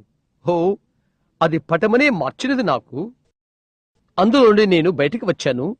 నేను నడుచుకుంటూ వెళ్లి ఆమె ప్రక్కన కూర్చొని ఆమెతో మాట్లాడటం మొదలుపెట్టాను. కృత్యములో ఆమె ఒక కఠిన జీవితమును అనుభవించినది. నీవెన్నడూ క్రైస్తవురాలు కాదా అని నేను అడిగాను. నేను క్రైస్తవ గృహములో పెంచబడ్డాను అని ఆమె చెప్పినది. ఏమి జరిగింది అని అడిగాను. ఆమె భర్తతో ఆమెకున్న చెడును గూర్చి, ఏ విధముగా బిడ్డల విషయము తదితరమైన విషయాల గురించి చెప్పినది. నే అడిగాను, ఇన్ని సంవత్సరాలు కూడా నీవు సమాధాన జీవితం గడపలేదు. దేవుని నీవు కలుసుకున్న అంతవరకు. అయ్యా, అది నిజమే అని అన్నది ఆమె. ఇప్పుడే నీ వాయిని ఎందుకు స్వీకరించకూడదు అని నేను అడిగాను. ఆయన నన్ను అంగీకరిస్తాడా అని ఆమె అన్నది. ఆయన ఇప్పుడే నీ హృదయం వద్ద తడుతున్నాడు అని నేను చెప్పాను. ఆ దుకాణం బయట ఆ నేలపైన ప్రజల ఎదురుగానే మోకరించాము. Slot machines ఆగిపోయినవి. దుర్భాషలు తదితరమైనవి ఆగిపోయినవి. నా చేతులు పైకెత్తాను. ముడతలబడిన వారి చేతులు ఆమెను యేసుక్రీస్తు ఎదుకు నడిపించాను. అవునది నిజం. అది అదే. స్నేహితులారా, నీవు ఏమి చేసినా నాకు లెక్కలేదు. నీ పాపములు ఎంత నల్లవైనా, నీ బ్రతుకెంత మసి బొగ్గులా ఉన్నా నాకనవసరం. ఈ రాత్రి దేవుడు నీ హృదయ ద్వారం వద్ద నిన్ను క్షమించ నిలబడి ఉన్నాడు, తడుతూ ఉన్నాడు. నీవెవరైనా పర్వాలేదు. ఒక నిమిషం తలవంచుకుందాము. సహోదరి, ఆరుగుని ఎదుగు రండి. వస్తావా? పరలోకపు తండ్రి, ఓ భవనములో పరిశుద్ధాత్మ కదలుతుండగానే నీవిప్పుడే చేయాలని నేను ప్రార్థన చేస్తున్నాను. నీ అభిమానం పొందుడు కొరకై మొదట మేము నీ రాజ్యమును వెతుకుదుము కాక. అప్పుడు నీవు రోగులను స్వస్థపరచదవని నేను నమ్ముతున్నాను. అయితే తండ్రి, ఎంతో లోతైన ఆసక్తి, గంభీరమైన ఒప్పుకోలు, భావన కలిగి నీ సంఘం నిర్గమంలో ఉండి ఉన్నదని ప్రజలు ఎరిగిగుండగానే న్యాయతీర్పు ఇవ్వనకు మేము వెళ్లిపోవచ్చున్నామని ప్రజలు ఎరిగి ఉండగానే ఉదయం పడక యుద్ధ బహుశా ఒకరు రావచ్చును. అక్కడ మేము పడి ఉండవచ్చును, అయిపోవచ్చును. అది ఎరిగి కాదు. ఈ సమయం రేపు రాత్రి ఒకచోట చచ్చిన వారి స్థలంలో ఉండవచ్చును. మా ఆత్మల దూరాన నిత్యత్వంలో ఉండును. ఓ దేవా, ఒకవేళ ఇదే ఆఖరి గంట కావచ్చునేమో. మనుషుడు అంగీకరించు చివరి తరుణము బహుశా ఇది కావచ్చును. అనేకులు ఇక్కడ కూర్చున్నవారు, స్త్రీలు, పురుషులు, మంచి ఆరోగ్యంతో బ్రతకాలని ఆశగలవారు, ఎన్నడూ తిరిగి జన్మించలేదంటూ సందేహము లేదు.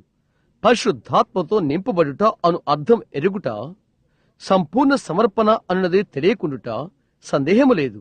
అన్ని బంధకాలు, బిడియాలు వారి నుండి తీసివేయబడి దేవుని ఆత్మ ఆయన కనికరంలోకి బాప్తిసమిచ్చును కాక. ప్రియమైన తండ్రి, ఈ రాత్రిలో నీ ప్రేమైన బిడ్డకు యేసు నామములో నీవే ప్రతి హృదయాన్ని కదిలించి ఇప్పుడే వారితో మాట్లాడవా? వారి యొక్క హృదయ తగ్గింపును బట్టి వారి ఆలోచన నీ ఎడల పైకెత్తి, యేసు, ఇక్కడ నేనున్నాను, నేను ఉన్న రీతిగా నన్ను స్వీకరించు, నన్ను మలచుము, మరొక రీతిగా నన్ను చేయుము, నీవు కోరినటువంటి మనిషిగా నన్ను చేయుము. నా జీవితకాలమంతా నీతో మాట్లాడితని నీవు నాతో సంభాషించితివి. నేను వ్యత్యాసంగా చేయుటకు నా ఎడల నీవు ప్రయత్నించితివి. నన్ను ఆ సమర్పణ నేను చేయుటకు నీవు ప్రయత్నము చేసితివి. అయితే నాకు దినమెంతో గతించిపోయినది. అయితే ఇప్పుడే నేను రావటానికి సంసిద్ధంగా ఉన్నాను. తండ్రి, తీర్పుకు ముందే కనికరమును పిలుచుచుండగానే అనుగ్రహము చూపుము. సంఘం యొక్క నిర్గమము ఐగుప్తును విడిచిపెట్టుచున్నది. వారు వచ్చి పిలువబడిన గొప్ప గుంపుతో వెలుదురు కాక ఆయన నామమున అడుగుచున్నాము. మీ తలలు వంచి ఉండగానే, కన్నులు మూసుకుని ఉండగానే క్రైస్తవులు ప్రార్థిస్తుండగా, సహోదర అబ్రహాం నన్ను జ్ఞాపకముంచుకో అని చేయి పైకెత్తి చెప్పగలరా అని నేను ఆశ్చర్యపోతున్నాను. యేసుక్రీస్తును గూర్చి నీవు చెప్తున్న ప్రతి మాట సత్యమే అని నేను నమ్ముతున్నాను. మనమందరము ఆత్మతో నింపబడవలసి ఉన్నది. నేను ఇంకా లేదు అని చెప్తారా? నేను సంఘ సభ్యునిగా ఉన్నాను, లేదా ఒకవేళ నీవు కాకపోవచ్చును. బహుశా నీవు పాపివి కావచ్చును, ఇంకా క్రీస్తును అంగీకరించలేదు, లేదా నీవు సంఘ సభ్యుడివి, తిరిగి జన్మించలేదు. నీ చేయి పైకెత్తి, సహోదర అబ్రహాం నీ ప్రార్థనలో నన్ను జ్ఞాపకము చేసుకో, నేను సరిచేసుకోవాలి అని చెప్తావా? దేవుడు నిన్ను దీవించునుగాక, దేవుడు నిన్ను దీవించునుగాక. నీవు నీవు నీవు నీవు మరి నీవు నా సహోదరుడా, మరి నీవు నా సహోదరి, నీవు సహోదరుడా, నీవు నీవు నీవు సహోదరుడా, సహోదరి. అవును, నా ఎడం ప్రక్క ఇక్కడ ఎంతమంది ఉన్నారు? మీ చేయి పైకెత్తి, సహోదర అబ్రహాం నేను జన్మించాలనుకుంటున్నాను అని చెప్తారా? పరిశుద్ధాత్మ నీతో మాట్లాడుచున్నాడు, జ్ఞాపకముంచుకో. నేను దేవుని సేవకునైతే ఈ వేదిక యొద్ద నేను ఎలాగూ నిలబడి ఉన్నానో అంత నిశ్చయంగా అది నాకు తెలుసు. ఇక్కడున్న ఆత్మలతో పరిశుద్ధాత్మ మాట్లాడుచున్నాడని. స్నేహితులారా, నేను వ్యత్యాసంగా మీకుండవచ్చును, అయితే నేను మూఢభక్తి గలవాడును కాదు. నేను మాట్లాడినది నేను ఎరుగుదును. అక్కడ నీ యొక్క ఇబ్బంది ఏదో నేను ఎరిగితే, నీ రోగమేదో ఎరిగినట్లయితే నీ కొరకై నా ప్రార్థన దేవుడు ఆలకించును. ఇక్కన్ని ఈ భవనములోని క్యాన్సర్తోనూ, అంధత్వముతోనూ, చెవిటివారు, కుంటివారు మొదలైన వారు స్వస్థత పొందుకున్నవారున్నారు. ప్రపంచమందలి కూటములు చూడు. ఇప్పుడు నీ విషయమేంటి? ఇప్పుడు నీ విషయమేంటి? అందుకొరకై ఆయన నా ప్రార్థన ఆలకిస్తే, నీ ఆత్మస్థితిని గూర్చిన నా ప్రార్థన ఆయన ఆలకింపడా? నీ యొక్క బలహీనత ఎక్కడ ఉన్నదో ఆయన నాకు బయలుపరిచినట్లయితే, నీ బలహీనత ఏంటో అది కూడా ఆయన నాకు బయలుపరచడా? సహోదర అబ్రహాం నన్ను జ్ఞాపకముచ్చుకో. నా యందు దేవుడు ఈ సమయమందు కరుణ చూపమని, దేవుని అడుగమని ఎంతమంది ఇంకా మీ చేయి పైకెత్తుతారు? దేవుడు నిన్ను దీవించునుగాక. నిన్ను నిన్ను నిన్ను మరలా భవనంలో ప్రతి ఒక్కరి చోట మీరు మీ తలలు వంచి ఉండండి. మీరు మీ ఇష్టమైతే ఇలా చేస్తారేమని ఆశ్చర్యపోతున్నాను. అది మీ చేతులెత్తినవారు మరి కొంచెం కృప కోసం ఇలా చెప్పండి, ప్రభువా నా చేయి పైకెత్తుటకు నాకు తగిన కృపను ఇచ్చావు. అతడు ప్రార్థన చేస్తున్నప్పుడు నిలబడటానికి నాకు తగిన కృప దయచేయము. తెల్లవారిక ముందు ఆయన నా కొరకై వచ్చినట్లయితే, ప్రభువా ఇది నీకు నా గుర్తు, నేను సరిగా ఉండాలని, ఒక దినమున నేను నిన్ను కలుసుకోవాలని ఆశపడుతున్నాను. ఏ దగ్గు నా చొక్కా ఈ చేతుల వరకు వచ్చును. నేను చచ్చిపోతున్న దిండును ఒత్తుతాను. వైద్యుడు నా పడక విడిచి వెడతాడు. ఏమి జరుగుతుంది? అప్పుడు దేవా నా ఆత్మపై కనికరము చూపు. గదిలో చల్లని మరణ పొగలు తెలాడుతుండగా పురాతన సియోను ఓడ వచ్చును కాక నన్ను తీసుకుని వెళ్ళటకు నేను నిలబడబోతున్నాను. ప్రభువా అదెంతో కృప తీసుకుంటుంది. అయితే ఒకటి నన్ను కదిలిస్తున్నది. నేను నిలబడుతున్నాను. సహోదరుడా దేవుడు నిన్ను దీవించును కాక. నేను నిలబడుతున్నాను ప్రభువా అని చెప్తూ ఇంకెవరైనా నిలబడతారా? సహోదరుడా దేవుడు నిన్ను దీవించును కాక, దేవుడు నిన్ను దీవించును కాక. సహోదరుడా సహోదరి అలాగే నిలబడండి. నీ ఆత్మరక్షణ కొరకు ఈ ప్రార్థనలో జ్ఞాపకం చేసుకోవాలనే ప్రతి ఒక్కరూ నిలబడతారా? దేవుడి మిమ్మల్ని దీవించునుగాక. యవనుడా దేవుడు నిన్ను దీవించునుగాక. అయ్యా దేవుడు నిన్ను దీవించును. దేవుడు నిన్ను దీవించును సహోదరుడా. దేవుడు నిన్ను దీవించును నా సహోదరి. దేవుడు నిన్ను దీవించును సహోదరి. నిన్ను సహోదరుడా ఇంకా ఎవరైనా నిలబడి, సహోదర అబ్రహాం ఇక్కడ నేనున్నాను, నీ ఎదుటనే నేను నిలబడి ఉన్నాను, దేవుని ఎదుట నేను నిలబడి ఉన్నాను, నిలబడమని ఒకటి నాకు చెప్పినది, నేను నిలబడ్డాను. నీవది చేస్తావా? లేచి నిలబడు. ఇంతగా దేవుని తీసుకో. అమ్మా దేవుని నిన్ను దీవించును. ఇంకా ఉన్నారు. దేవుని నిన్ను దీవించునమ్మా. అవునది మంచిది. ఆ దీనులైన తల్లి తన బిడ్డను పట్టుకుని లేవాలని ఉన్నది. ఆమె కళ్ళల్లో నీళ్లుస్తున్నవి. నీవి రావా? తిరిగి లే అమ్మా. దేవుని నిన్ను దీవించును కాక. పెద్ద వయస్కురాలైన స్త్రీ అక్కడ నిలబడి ఉన్నది. నిజంగా పెద్దది ఆమె. ఈ యొక్క దినాలలో దేవుని ఆమె కలుసుకోబోతుందని ఎరిగి ఉన్నది ఆమె. దేవుడు నిన్ను దీవించును. తరువాత ఎవరు నిలబడి నేను నిలబడతాను అని చెప్తారు? ప్రార్థనకై అలాగే నిలబడు. ఇంకొకరు ఉన్నారా? ఇంకొకరు నిలబడాలనుకుంటున్నారని నేను భావన కలిగి ఉన్నాను. బహుశా నీవు కొంచెం ముందుకు రావాలనుకుండవచ్చు. ఇక దానిని నిలుపు చేయవద్దు. నిలబడు. నీవు చేస్తావా? దేవునికి దాపుగా రావాలనుకుంటున్న నీవు, దేవుడు నిన్ను దీవించుడు కాక. అది మంచిది అమ్మా. దేవుడు నిన్ను దీవించుడు కాక. అవునండి. ఇంకా కొంచెం ముగ్గురైనా ఉంటారు.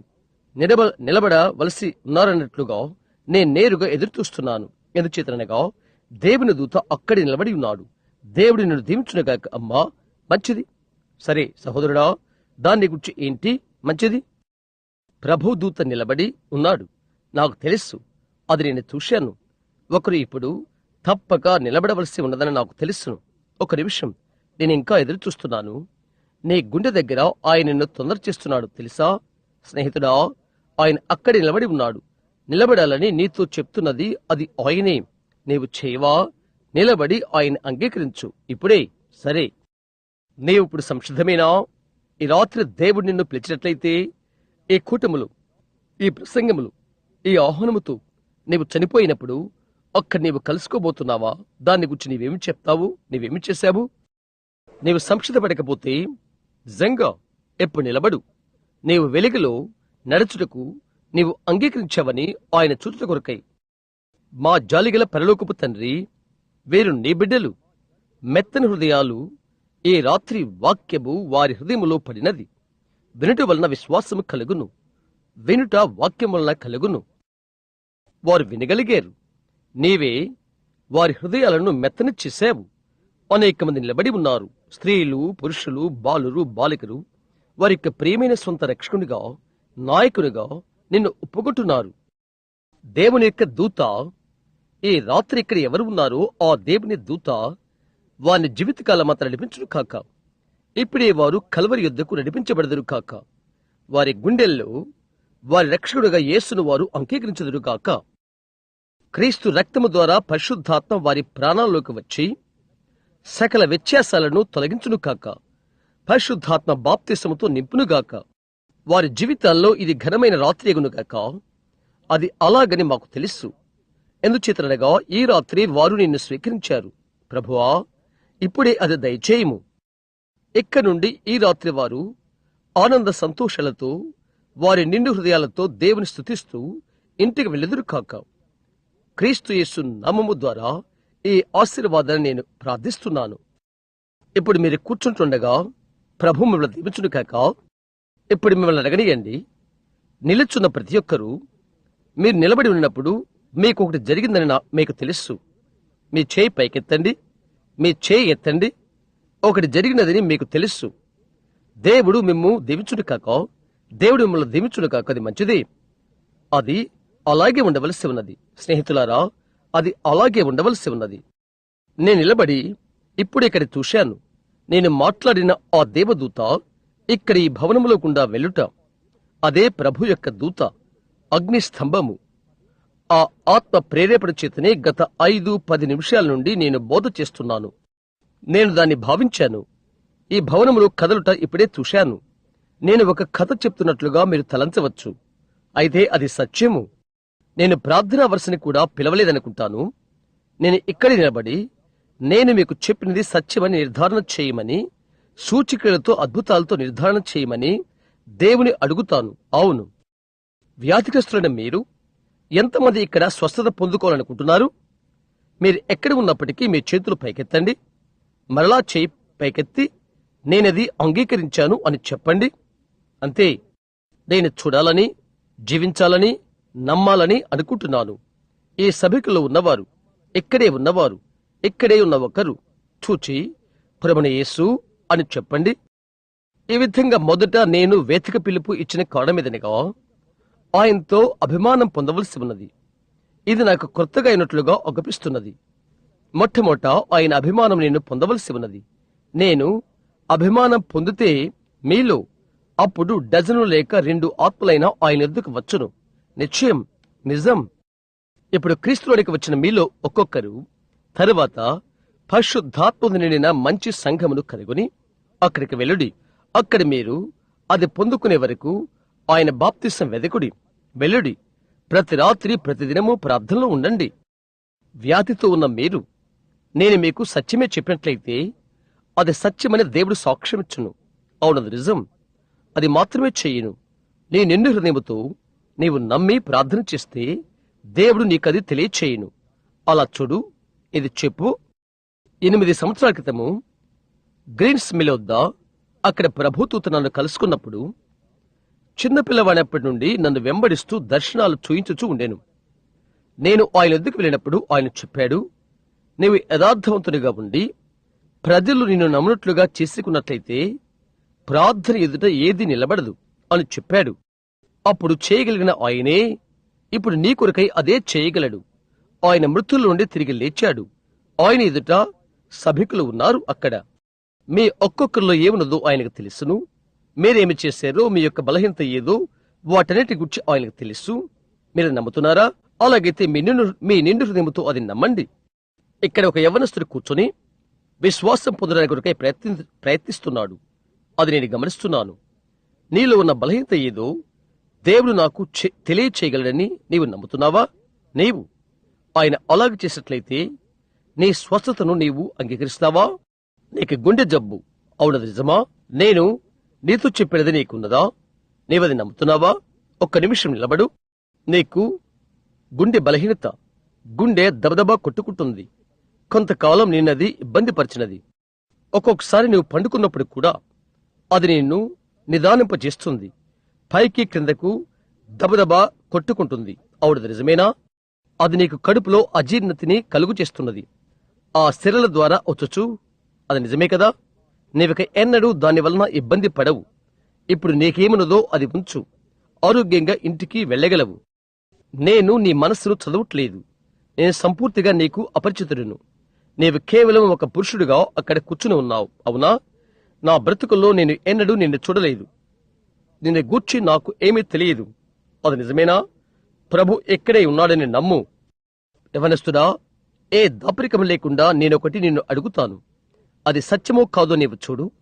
కేవలము కొద్ది క్షణాల క్రితమే అకస్మాత్తుగా ముళ్ళు గుచ్చిన దానిలో నుండి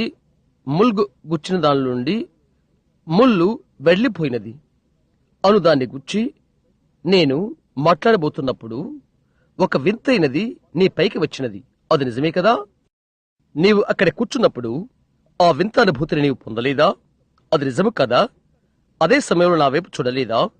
ఇంకా అదే సమయంలో నా కళ్ళు నిన్ను పట్టుకున్నవి.